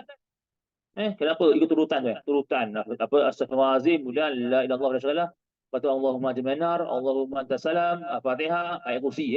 Itu ikut turutan orang soleh. Kita tiru. Nampak? Kemudian subhanallah, alhamdulillah, Allahu akbar. Nampak? Orang soleh yang buat. Dia tengok daripada hadis-hadis Nabi, ayat Quran, maka dia rumuskan. Maka dapat syurga apa? Tajri min tahti anhar. Mengalirlah bawahnya sungai. Ni kita boleh tengok. Allah nak bagi tahu gambaran syurga yang memang tak nampak tu. Dengan Allah bagi tahu benda yang memang wujud ada di dunia. Sungai mengalir bawah. Itu kita ada di dunia, boleh nampak. Jadi begitu nampak ni konsep boleh faham kita konsep. Allah nak ajar tentang syurga, Allah bagi tahu sungai. Benda yang kita nampak. Maka begitulah tu syurga tu, penghujung lah tu. Jadi segala benda-benda batin, nampak? Nak faham, kena tengok Zuhir. Dan sungguh, semua yang batin, semuanya memang daripada Zuhir. Konsepnya sama sebiji. Inilah kelebihan. Siapa yang memang dah faham agama, kemudian baru dia belajar dunia, maka dia boleh nampak. Bila dia nampak hal-hal dunia, dia terus boleh bayangkan hal agama. Kerana sebiji. Contoh penyakit Zuhir, sebiji dengan penyakit batin. Nampak? Itu kelebihan. Kadang-kadang Allah nak bagi sakit sebab Allah nak ajar kita macam mana penyakit batin. Tapi nampak tak? Kalau tak belajar batin, macam nak nampak? Kita tak pernah belajar sifat madmumah 10 sifat madmumah yang tak elok dalam hati. Cinta dunia, cinta gah, cinta kepujian, cinta harta, cinta bercakap, cinta berpemarah. Ada dalam 10 sifat tu. InsyaAllah panjang umur lepas raya nanti, kelak kita hari Jumaat tu, kita guna kitab Fiqh yang bercampur tasawuf. Kitab Bidayatul Hidayah karangan Imam Ghazali. Dalam tu dia sebut fiqh dan tasawuf. Tapi kalau dalam kitab tu lebih kepada tasawuf, tapi dia ada sebut juga bab fiqh. Dia sebut juga dalam bab mandi, macam mana mandi, tapi dia lebih kepada bab adab lah. Jadi bolehlah kita kaitkan sekali dengan bab fiqh. Dapat dua-dua, dapat fiqh, dapat tasawuf. Adab berwuduk, adab masuk masjid, adab keluar rumah, adab masuk rumah. Itu fiqh semua tu. Maka dalam fiqh tu ada tasawuf. Jadi cantiklah.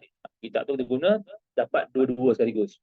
Tasawuf, fiqh dan tasawuf.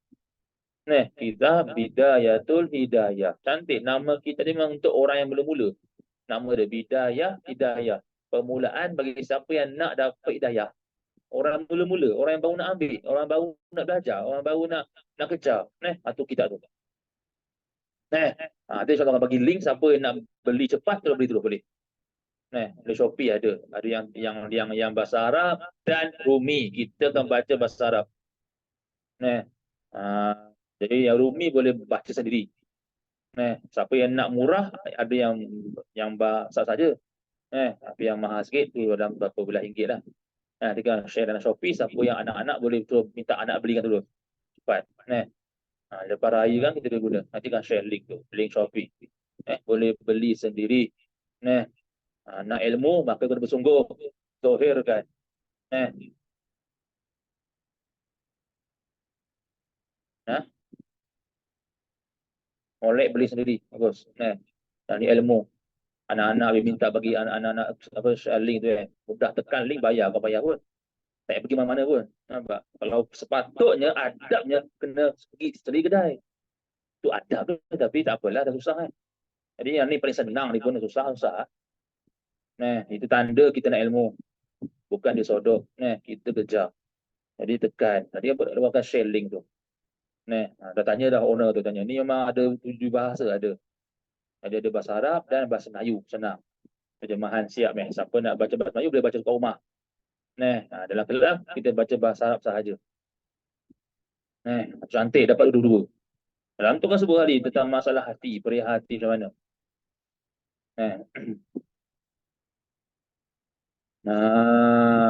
Nampak tu. Okey, habis. Selesai dah hizib pertama. Masuk hizib kedua.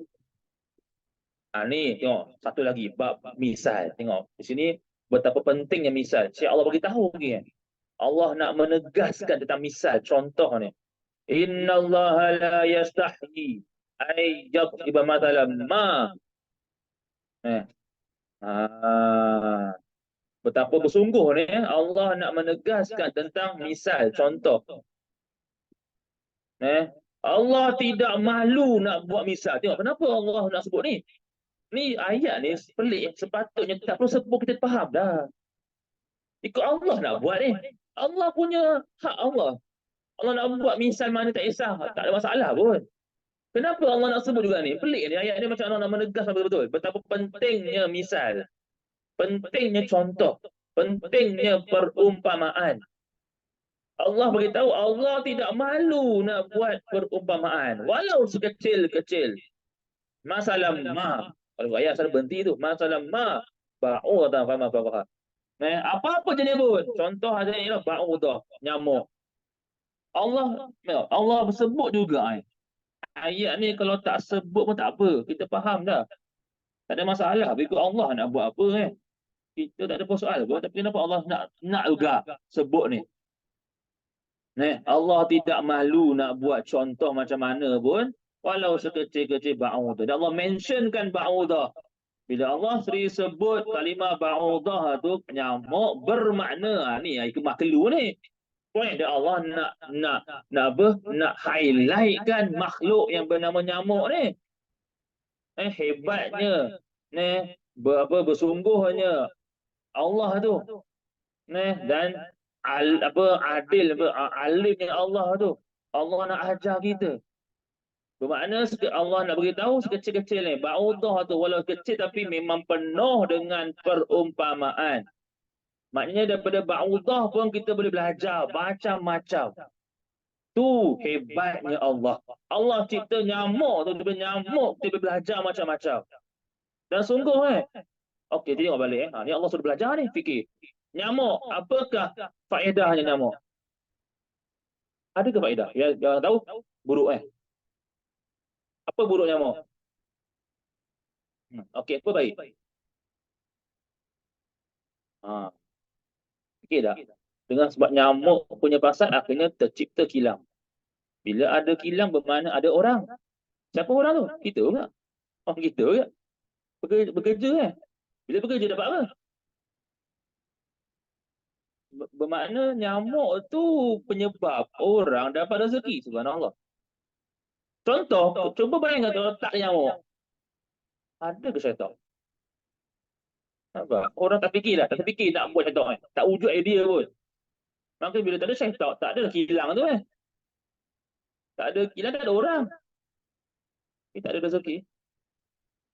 Nombor satu. Kecil tu Itu nyamuk yang biasa tu Kalau Aedes lagi dah. Ada pula doktor pula bahagian. Nampak? Ada pula orang doktor yang spesialis. Gaji besar lah tu. Pakar dalam bidang Aedes. Wow. Nyamuk punya masalah. Nampak? Sampai ada pula jawatan pakar Aedes. Subhanallah. Tengok. Tengok kuasa Allah. Tahu nyamuk? Kuasa Allah jadikan nyamuk tu faedah daripada semua sampai manusia semua merasai. Sampai semua orang manusia jadi senang. Boy. Nyamuk punya pasal walaupun ada penyakit tapi manusia pun jadi kaya. Wow. Kenapa kamu kaya? Sebab nyamuk. Tanya, doktor pakar kan tu kan? Besar je pakar macam mana? Dia pakai Aedes, bayangkan. Baik Aedes dia tu. Jadi bila orang tanya kenapa dia kaya ni? Macam nyamuk. Kalau tak ada nyamuk, dia tak wujud. Gaji tak wujud, jawatan tak wujud. Nampak tu? Subhanallah. Tu hebatnya Allah. Ni bayang ni fikiran perlu nampak ni. Tengok binatang, nampak apa? Nampak Allah. Nampak kuasanya Allah menjadikan maknanya satu lagi bersayangnya Allah pada makhluk. Betapa dengan nyamuk tu pun memberi faedah pada semua orang. Walaulah kata itu memberi kesan buruk juga. Tapi dalam buruk tu ada banyak faedah ni. Sampai kaya kot. Faedah kaya terus. Subhanallah. Tokek, saya tahu kaya besar dia. Bahkan belum pula ada pula apa company lain. Sudah. Saya tak batu apa yang pernah menyembur warna hijau yang pendek tu kan. Macam-macam company dah keluar. Tak habis tu keluar pula yang lain. Jenis elektrik. Pula ada. Jenis air cair tu sudah. Macam tengok. Makin jadi hebat pula. Semata-mata nak bunuh nyamuk. Tu. Tengok. Itu tentang apa nama misal. Tengok betapa pentingnya tentang misal. Tu bawah sebut fa yaqulu madza aradallahu bi hadha masalah yudillu bi katsiran wa yahdi bi katsiran. Kadang-kadang dengan misal itulah orang boleh sesat dan kadang-kadang dengan misal itulah orang dapat hidayah. Wa ma yudillu bihi illa fasiqin. Orang fasik tak dapat. Orang fasik ni yang sesat. Orang fasik ni lah orang yang tak dapat faedah daripada perumpamaannya. Jadi dia tengok nyamuk, dia tak nampak benda yang perumpamaan yang Allah bagi. Itu. Nampak? Kemudian lepas tu turun tentang kekuasaan Allah balik. Dan kita ambil sedikit tentang sifat sejarah Nabi Adam. Muka surat sebelah ayat 30. Ni ayat 30 sampailah ke hizib yang terakhir, hizib kedua. Ni semua kisah Nabi Adam. Apa hal kita tahu makruf lah kan. Semua kita ambil poin-poin sikit lah. Tentang kisah Nabi Adam. Allah nak jadikan, tengok apa hati. Kita ambil poin-poin dia, mana Allah nak jadikan khalifah. Ini ja'ilun fil ardi khalifah. Kemudian malaikat tanya. Fiha may yufsidu fiha. Pertama kena faham. Malaikat bukan manusia. Malaikat tidak ada akal. Malaikat tidak berfikir. Malaikat tidak berfikir. Lepas tu macam mana malaikat tanya pula ni? Qalu ataj'alu fiha may yufsidu fiha wa yasfiku dima'. Ini soalan ni bukanlah memberi makna malaikat ada akal. Di sini dah boleh nampak bahawa soalan tak semestinya soalan itu melambangkan dia berakal. Soalan itu semata-mata datang daripada adat. Lepas tu soalan ni ada level. Ada soalan-soalan yang memang daripada orang berfikir. Dan ada soalan yang tak fikir pun. Ni contoh soalan daripada orang yang tidak berakal. Jadi memang dia main lepas itu Sebab apa? Memang dia nampak Allah cipta jin, gaduh-gaduh dengan malaikat, rosak. Lepas tu tiba Allah cipta lagi lain. Tak tanya, ya Allah, nak buat lagi ke benda yang rosak lagi ni? Soalan tu. Maka ada soal, segala macam tu lah. Dah memang nampak, segala dulu dah berlaku dah. Lepas tu tanya lah. Contoh tu. Contoh soalan yang tak bakal. Maka kita ni apa hati. Nak soal pun kena berfikir. Jangan main lepas tu. Jangan main lepas je. Takut nanti terzohir lah kita tak bakal. Nampak? Ni malaikat apa? Malaikat tak salah. Dia memang dia lepas. Dia buat apa Allah perintah.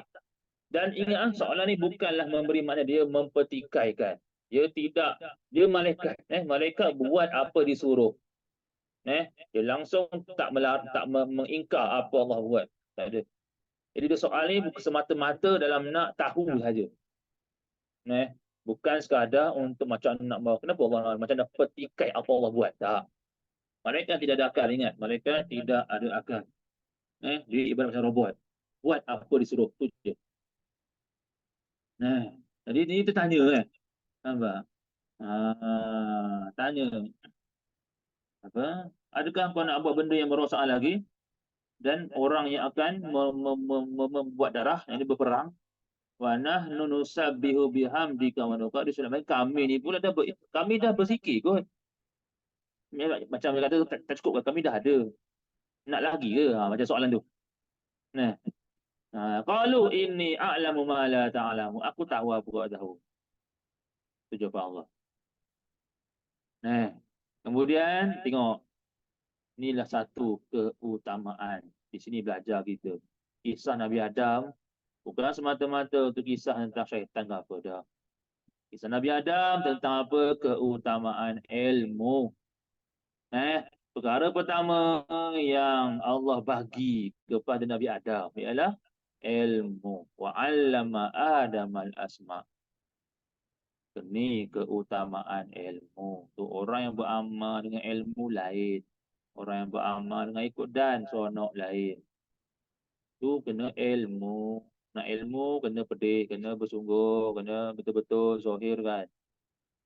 Ni keutamaan. Allah angkat darjat Nabi Adam dengan ilmu. Hingga membezakan dengan orang dengan malaikat tadi. Satu benda yang Allah ajar Nabi Adam ni. Bayangkan, yang pertama tu Allah tak ajar lain. Allah tak bagi kuasa. Allah tak bagi kebiasaan ke tak. Allah tak bagi apa kuat badan ke tak. Allah bagi apa? Ilmu. Ada asma akullaha tu, nama-nama ni kita semua tak ada siapa tahu dengan detail. Apakah makna nama-nama yang Allah ajar tu? Tapi ulama mengkaji ni bahawa ada kata kemungkinan yang Allah ajar tu semua. Semua perihal dunia Allah ajar pada Nabi Adam. Sebab tu bila Nabi Adam diturunkan ke dunia nanti, dia tak jadi macam, bayangkan orang first time turun dunia, mesti macam pelik masa dia, habis dah. Tak, Nabi Adam boleh survive. Sebab Nabi Adam dah tahu dah. Dah kenal semua ilmu-ilmu. Nabi Adam dari syurga kot. Kenal ni Allah ajar ni. Allah ajar. Kemudian Allah beritahu pula, Thumma arda al-malaikah faqala anbi'uni bi asma'i aba. Malaikat, kau cakap apa tu? Nak uji. Haula in kuntum sadiqin, kalau kamu benar. Tengok maknanya Allah nak balas balik. Tadi tanya sangat kenapa? Ni ada. Qalu, ni tengok di sebalik nampak macam salah malaikat tapi sebenarnya ni ilmu tu gitu juga. Satu amalan tu kata ni kisah Quran ni, walau kisah tu tentang sedih, kadang-kadang itu untuk gembira kita. Walau kisah tu tentang benda yang pedih, tapi kadang-kadang itu juga ilmu baik pada kita. Ni nisbah malaikat macam kena sound kan. Malaikat, cuba lah tengok. Tak tanya sangat. Nisbah malaikat macam kena sound. Tapi kita pula yang baca ni, satu ilmu, satu amalan. Allah nak ajar kita beramal melalui daripada kesilapan. Apa kesilapan malaikat yang tanya hari. Maka malaikat jawab apa? Subhanaka la ilma lana illa ma 'allamtana. Ayat ni menjadi ayat amalan. Adalah mengajar ke, digunakan untuk mengajar, guna untuk beramal. Ni amalan. Bayangkan ucapan malaikat yang insaf, yang memang kata, maaf pada Allah. Tapi menjadi amalan pada kita. Inilah powernya Quran. Ni specialnya Quran. Ni uniknya Quran. Allah nak ajar kita macam-macam cabang. Jadi kita kena bersedia. Tu kata ni. Dalam Quran pun, tak semestinya Allah ajar direct. Maknanya Allah nak suruh kita beramal melalui ucapan malaikat. Dan banyak lagi ayat Quran lain. Macam banyak Allah sebut tentang cara Allah nak ajar kita. Ni antaranya. Jadi ni amalan ni biasanya. Ajar apa kau baca subhanallah, subhanaka la ilma lana illa ma 'allamtana innaka antal alimul hakim. Eh, ucapan ni untuk orang yang nak belajar. Kemudian kata Nabi Adam, ucap apa nama-nama tu. Falamma anba'ahu bi asma'i qala ala aqul lakum inni a'lamu ghaiba samawati wal ard. Nampak? Tengok ni, taklah sekarang bahawa aku tahu apa yang benda gaib langit dan bumi. Aku tahu apa yang kamu yang dimulakan, aku tahu apa yang diusahakan, apa yang kamu sembunyikan. Habis tentang tu. Kemudian tu keutamaan ilmu. Ya Allah hiasi Nabi Adam dengan ilmu. Lepas tu orang beramal walaupun sedikit dengan ilmu, fadilat lebih besar daripada orang beramal yang banyak tapi tanpa ilmu. Jadi buat tu dengan ilmu, faham dulu baru buat. Bukan main buat. Faham dulu baru buat. Kemudian peristiwa iblis yang tidak dengar kata, yang takabur. Aba wastakbara wa kana minal kafirin. Diperintah untuk sujud. Tengok. Perhati keingkaran iblis ni bukanlah dia ingkar untuk sujud pada Allah. Iblis tetap sujud pada Allah. Iblis tetap mengakui bahawa Allah itu Tuhan. Iblis itu makhluk. Tapi hanya sahaja iblis ingkar kepada arahan untuk sujud kepada makhluk.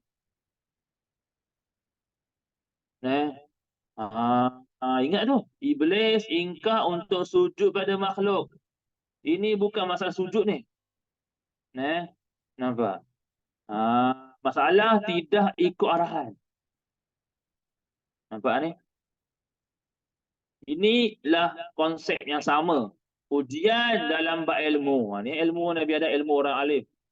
Ujian dalam bab ilmu ialah dalam bab mengakur arahan.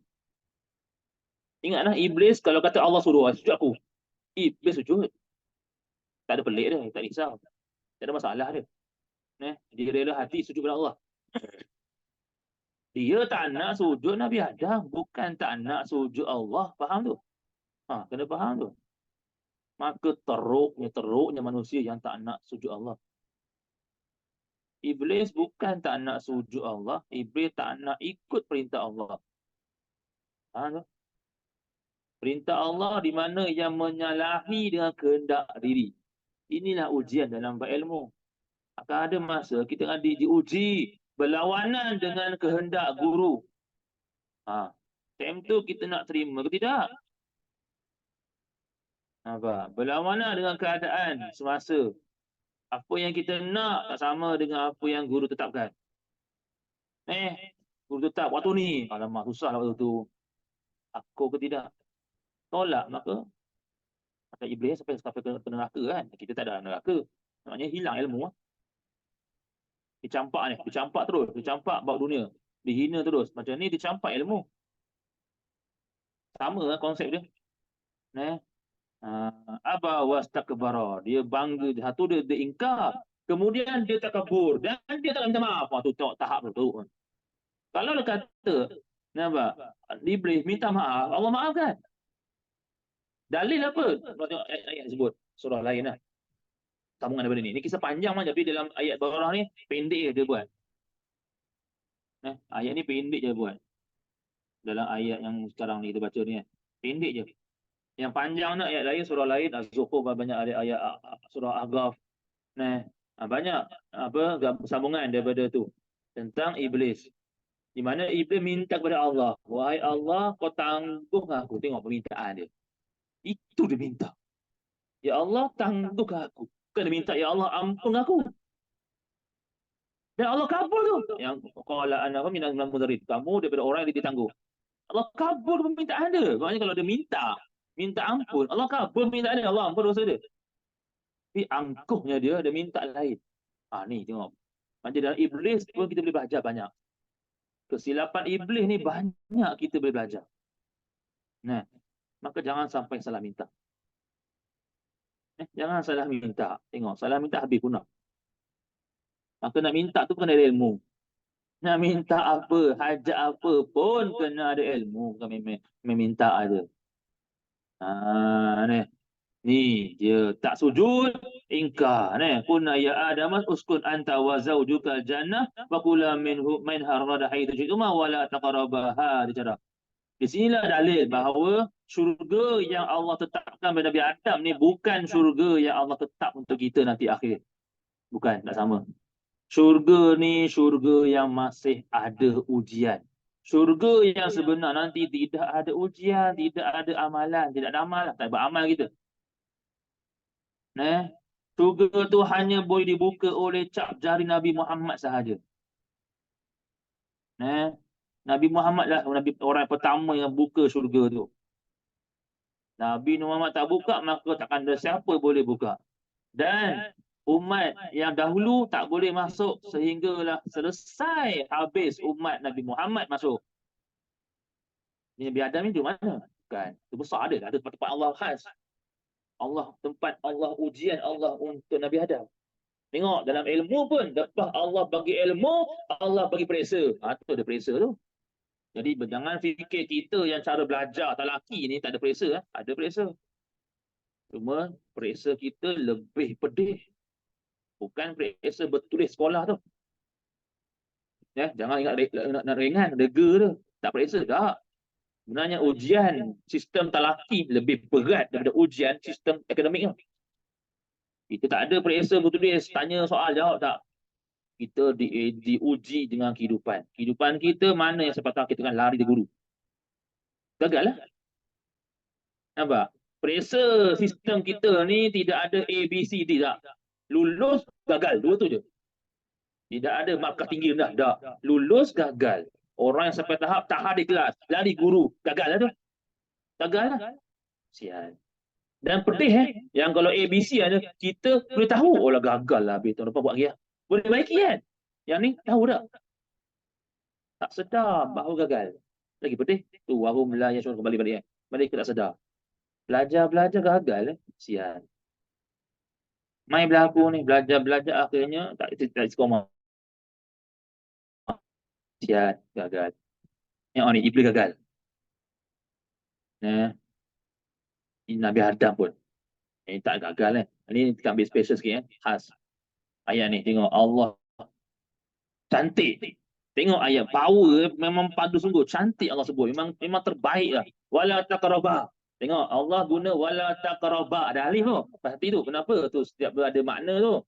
Wala taqraba ayat 35 wala taqraba hadhihi syajarata fatakuna. Itu tuju pada apa? Domain dua orang. Domain musanna adalah taqraba.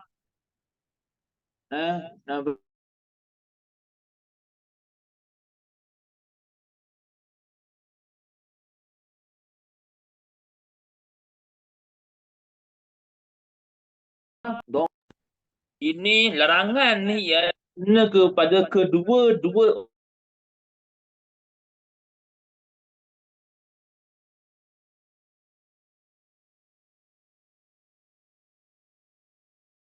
orang pada kisah. Asalnya mula tak ada apa-apa. Tak ada berlaku apa-apa. Okey, elok ni. Tu ada riwayat sebut. Cerita Hawa buat elok. Kata kalau aku makan elok, apa pula? Jawab Nabi, tak apalah. Okey, ikutlah kan. Dia pergi dulu. Dia makan. Yang kali pertama dia makan tak ada apa. Nampak? Dia tak ada apa. Okey, tak ada masalah ni. Allah saja tu nak pula dah. Maka Nabi Adam makan. Bila makannya dua, ala taqraba. Larangan ni dua-dua. Larangan ni tuju kepada dua orang. Jadi dua-dua buat salah baru kata salah. Kalau seorang je buat salah tak termasuk. Itulah bila dua-dua makan barulah fatakuna. Jadilah kamu berdua tu minaz zalimin, orang yang zalim. Zalim erti nama untuk nisbah Allah dan Rasul sahaja. Kita tak boleh panggil Nabi zalim. Nabi itu Nabi maksum.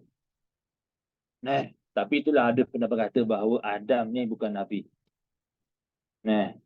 Nabi yang mula-mula, Nabi, Rasul. Adam ni bukan Rasul. Nabi, tapi bukan Rasul. Rasul yang mula-mula ialah Rasul Nabi Nuh. Yang mula-mula Rasul. Adam dia bukan nabi, dia bukan rasul, dia nabi sahaja. Lepas tu dia ada kesilapan ni atau ada pendapat dah.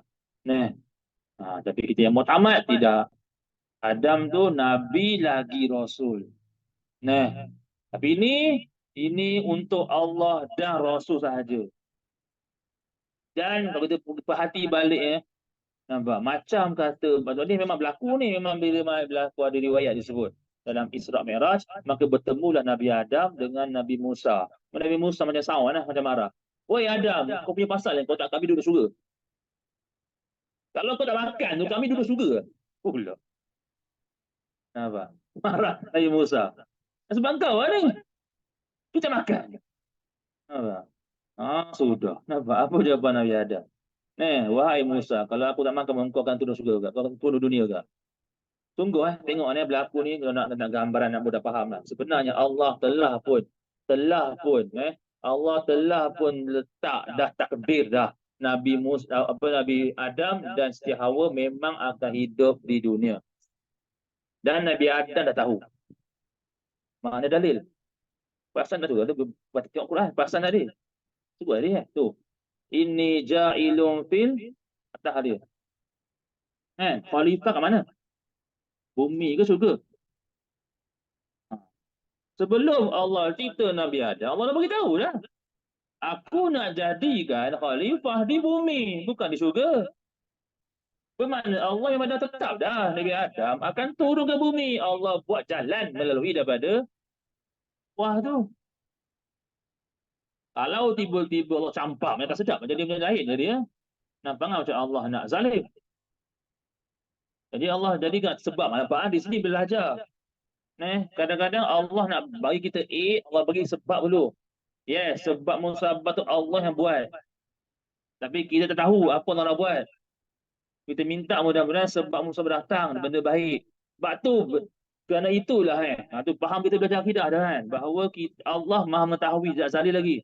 Jangan bagi adabnya, jangan kita cepat sangat cakap benda yang kita rasa kita boleh buat. Siapa kita yang tak tahu besok lusa kita boleh buat ke tidak? Siapa yang memberi halangan, siapa yang memberi jalan? Maka adabnya jangan sekali kita terus spontan cakap. Bila orang kata, jom pergi mana? Tak boleh lah. Terus pangkah terus. Macam dia Tuhan lah jawapannya. Macam dia memang yakin sungguh bahawa memang logik adatnya besok dia ada tempat lain. Maka dia cakap tak boleh lah. Allah yang tetapkan. Ni adab kita. Adab kita bahawa maka jawab apa insya-Allah je ataupun kalau ada jalan dia. Nampak? Sampai ulama sebut walau hati kita tak nak pun maka tapi sunat juga ucap insya-Allah. Bukan turun pangkal. Nampak? Nak berkelah hari besok tak boleh terus laju terus tak boleh Pangkah ibarat pangkah apa yang Allah takdir. Nampak? Walau sungguh dia kerja yang tu, tapi kuasa Allah boleh berlaku bila kita yakin pada Allah, azam nak buat. Allah akan beri jalan. Macam ni Allah akan beri jalan. Ada sebab musabab kita kan akhirnya dapat hati juga. Walau logiknya macam tak boleh. Nampak ni? Tu sakit. Dapat MC 5 hari. Kita sihat 3 hari sihat. Alhamdulillah. Maka 2 hari cuti kosong. Boleh ada hadir. Alhamdulillah. Hadir aku hari ni Kalau logik kerja tak boleh hadir ni. Maka jangan. Ni belajar kita sini. Allah memang dah tetap Nabi Adam akan turun ke bumi. Dan Nabi Adam tahu dah. Nampak tu. Jadi faham kita.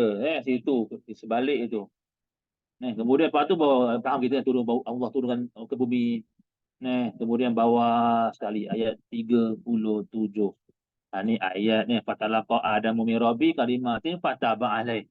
Kalimat ni ulama banyak berbeza pendapat. Apakah itu kalimat? Bila mana bertemu Nabi Adam dengan Tuhannya akan kalimat-kalimat. Maka Allah pun kabulkan taubat. Taubat ni taubat antara Nabi Adam dan Allah sahaja, bukan memberi makna Nabi Adam berdosa. Tidak. Nabi itu maksum, tidak ada dosa. Kesalahan Nabi itu kebaikan kita. Ingat tu. Jadi ni, tapi di sebaliknya banyaklah ada kata zikir la ilaha illa anta subhanaka inni kuntu minadh zalimin. Ada kata dak, ada istighfar. Dah ada kata daripada apa? Nama Ahmad. Tiba-tiba Nabi Adam pada turun ke bumi tu, doa, solat, ada sebut Nabi Adam solat subuh 2 rakaat. Itulah kita hikmah kita solat subuh pagi, sebab Nabi Adam turun malam. Kemudian tiba-tiba naik matahari. Nabi Adam sujudlah 2 rakaat. Melambangkan apa? Melambangkan kesyukuran kepada Allah dan cahaya. Satu, Allah kabulkan permintaan ampun dosa, dan satu lagi cahaya terang. Maka 2 rakaat. Itulah kita buat subuh 2 rakaat. Hikmah di sebalik meniru Nabi Adam solat. Itu antara riwayat dah. Jadi ketika Allah kabulkan tu, macam mana? Apa Nabi Adam buat? Nabi Adam ucap, wahai ya Allah, dengan berkat nama Ahmad, kau ampunkan dosa aku. Ini katanya Nabi Adam. Maka turun terus malaikat Jibril tanya, mana kau tahu nama tu? Ketika aku di syurga, aku lihat Arash, ada nama Allah dan Muhammad. Ahmad, ada riwayat Ahmad, ada riwayat Muhammad. Maka aku tahu tidak akan ada nama di atas tu, maka nama tu nama yang mulia, nama Allah kasih. Aku tak tahu siapa tu, manusia ke siapa ke tak, tapi aku tahu nama tu terbaik. Maka aku minta dengan berkatnya nama tu. Nampak tu? Maka Allah ampunkan. Tengok jasanya, nama sahaja. Ada riwayat lain pula ketika mana Allah mencipta Siti Hawa. Yang diciptanya kan, ketika mana Nabi Adam berseorangan. Boring dia. Duduk syurga dia boring juga pula. Ini pentingnya partner. Maka keluar Nabi Siti Hawa. Kemudian bila mana nak bersama, Siti Hawa kata, tak boleh, melainkan kena nikah, kena bayar mahar dulu. Pula dah. Pelik nak bayar mahar. Apa kata syurga ni? Mahar selawat pada Muhammad 10 kali. Itu antara riwayat tentang keutamaan baginda Rasulullah sallallahu alaihi wasallam. Habis itulah dia kisah Nabi Adam. Secara ringkas selesai dah kita sampai hizib yang kedua. Hizib yang kedua iaitu ayat yang ke-43. Itu semua Nabi Adam. Penutup tu akhir, penutup habis sikit penutup. Ayat 43 tu 42, 43. Lepas selesai tentang Nabi Adam, Allah terus pusing kepada Bani Israel. Ayat 40 tu Bani Israel pula. Ya Bani Israel, udhkuru ni'mati allati an'amtu 'alaikum wa aufu bi ahdi aufu bi ahdikum wa iyaya farhabun. Bani Israel, sebutlah, ingatlah nikmat apa aku bagi dan sempurnakan janji. Pada bawah tu pula Allah beritahu nasihat. 41. Wala tashrabu bi ayati samanan qalila. Jangan kamu nak beli ayat aku dengan harga yang ringan, harga yang kecil, iaitu dunia. Jangan guna Quran untuk dunia. Kemudian ayat 42. Wala talbisul haqqa bil batil. Ni nasihat besar ni. Jangan kamu nak gabungkan. Talbisu ni asal libas, pakai. Jangan pakaikan hak dengan batil. Gabungkan hak dengan batil. Wataktumul haq, dan kamu diamkan yang hak sudah ada. Nampak tu? Ni banyak berlaku ni. Orang yang menggabungkan hak dengan yang batil. Boleh dia sembunyikan yang hak. Sudah. Ada pepatah sebut kalimah hak yuridu batil. Kalimat tu betul, ayat tu betul, hak, tapi niat guna dengan niat cara yang batil pun masalah, rosak. Na'udzubillah. Haram tu. Ayat baik, ayat betul, ayat Quran, tapi guna tujuan yang salah. Nampak? Itu termasuk ayat ni. Menggabungkan yang hak dengan yang batil. Nak buat sunat, tapi dalam tu ada makruh. Pula dah. Nampak? Nak buat sunat, dalam tu ada benda merosakkan adab. Itu tadi tu nak tadarus, tapi ada adab. Orang baca Quran berborak. Jangan masuk terus. Bagus. Nampak tu? Dah ada. Menggabungkan yang hak dengan yang batil. Kalau Quran hak, yang kamu cakap tu batil. Macam mana nak gabung? Tak boleh. Nampak tu? Yang hak tidak boleh bergabung dengan yang batil. Dan last, wa aqimus salata wa atu zakat warka'u ma'ar raki'in. Dah dirikan solat, bayar zakat. Tengok Bani Israil pun mereka ada zakat. Zakat cara mereka lah. Warka'u ma'ar raki'in. Ayat ni asalnya tuju pada lain tu. Ayat warka'u ma'ar raki'in asal tuju pada Sayyidina Maryam. Warka'u ma'ar raki'in. Sayyidina Maryam. Manusia perempuan pertama yang masuk ke Masjid Aqsa, solat bersama lelaki-lelaki dalam tu. Allah perintah. Nampak? Terkejut semua. Nabi Zakaria yang pun terkejut. Sudahlah tanda. Tapi Allah perintah. Macam mana perempuan masuk ke masjid? Zaman dulu tak ada. Tak dibenarkan. Perempuan tak boleh masuk ke masjid. Nampak? Tiba-tiba sana Maryam yang diperintahkan. Warka'u ma'ar raki'in. Rukuk kamu berserta orang rukuk ini lelaki-lelaki dalam Masjid Haram tu. Maka dia masuk lah. Dia masuk. Dia tak nampak lelaki. Dia nampak 4 wanita yang salihah. Dia jumpa tu dah. Dia nampak muka Sayyidina Fatimah, muka Sayyidina Khadijah, muka Sayyidina Asiyah. Dia nampak terus. 3 lah dia 4. 4 orang, 4 wanita yang terbaik. 4 wanita yang terafdal di syurga. Tu Sayyidina Maryam, Allah nak angkat darjat dia sebelum lahirnya Nabi Isa. Itu warka'u ma'ar raki'in. Pendek tu tapi tuju pada Isa tu. Wallahu a'lam bishawab. Boleh faham semua? Dan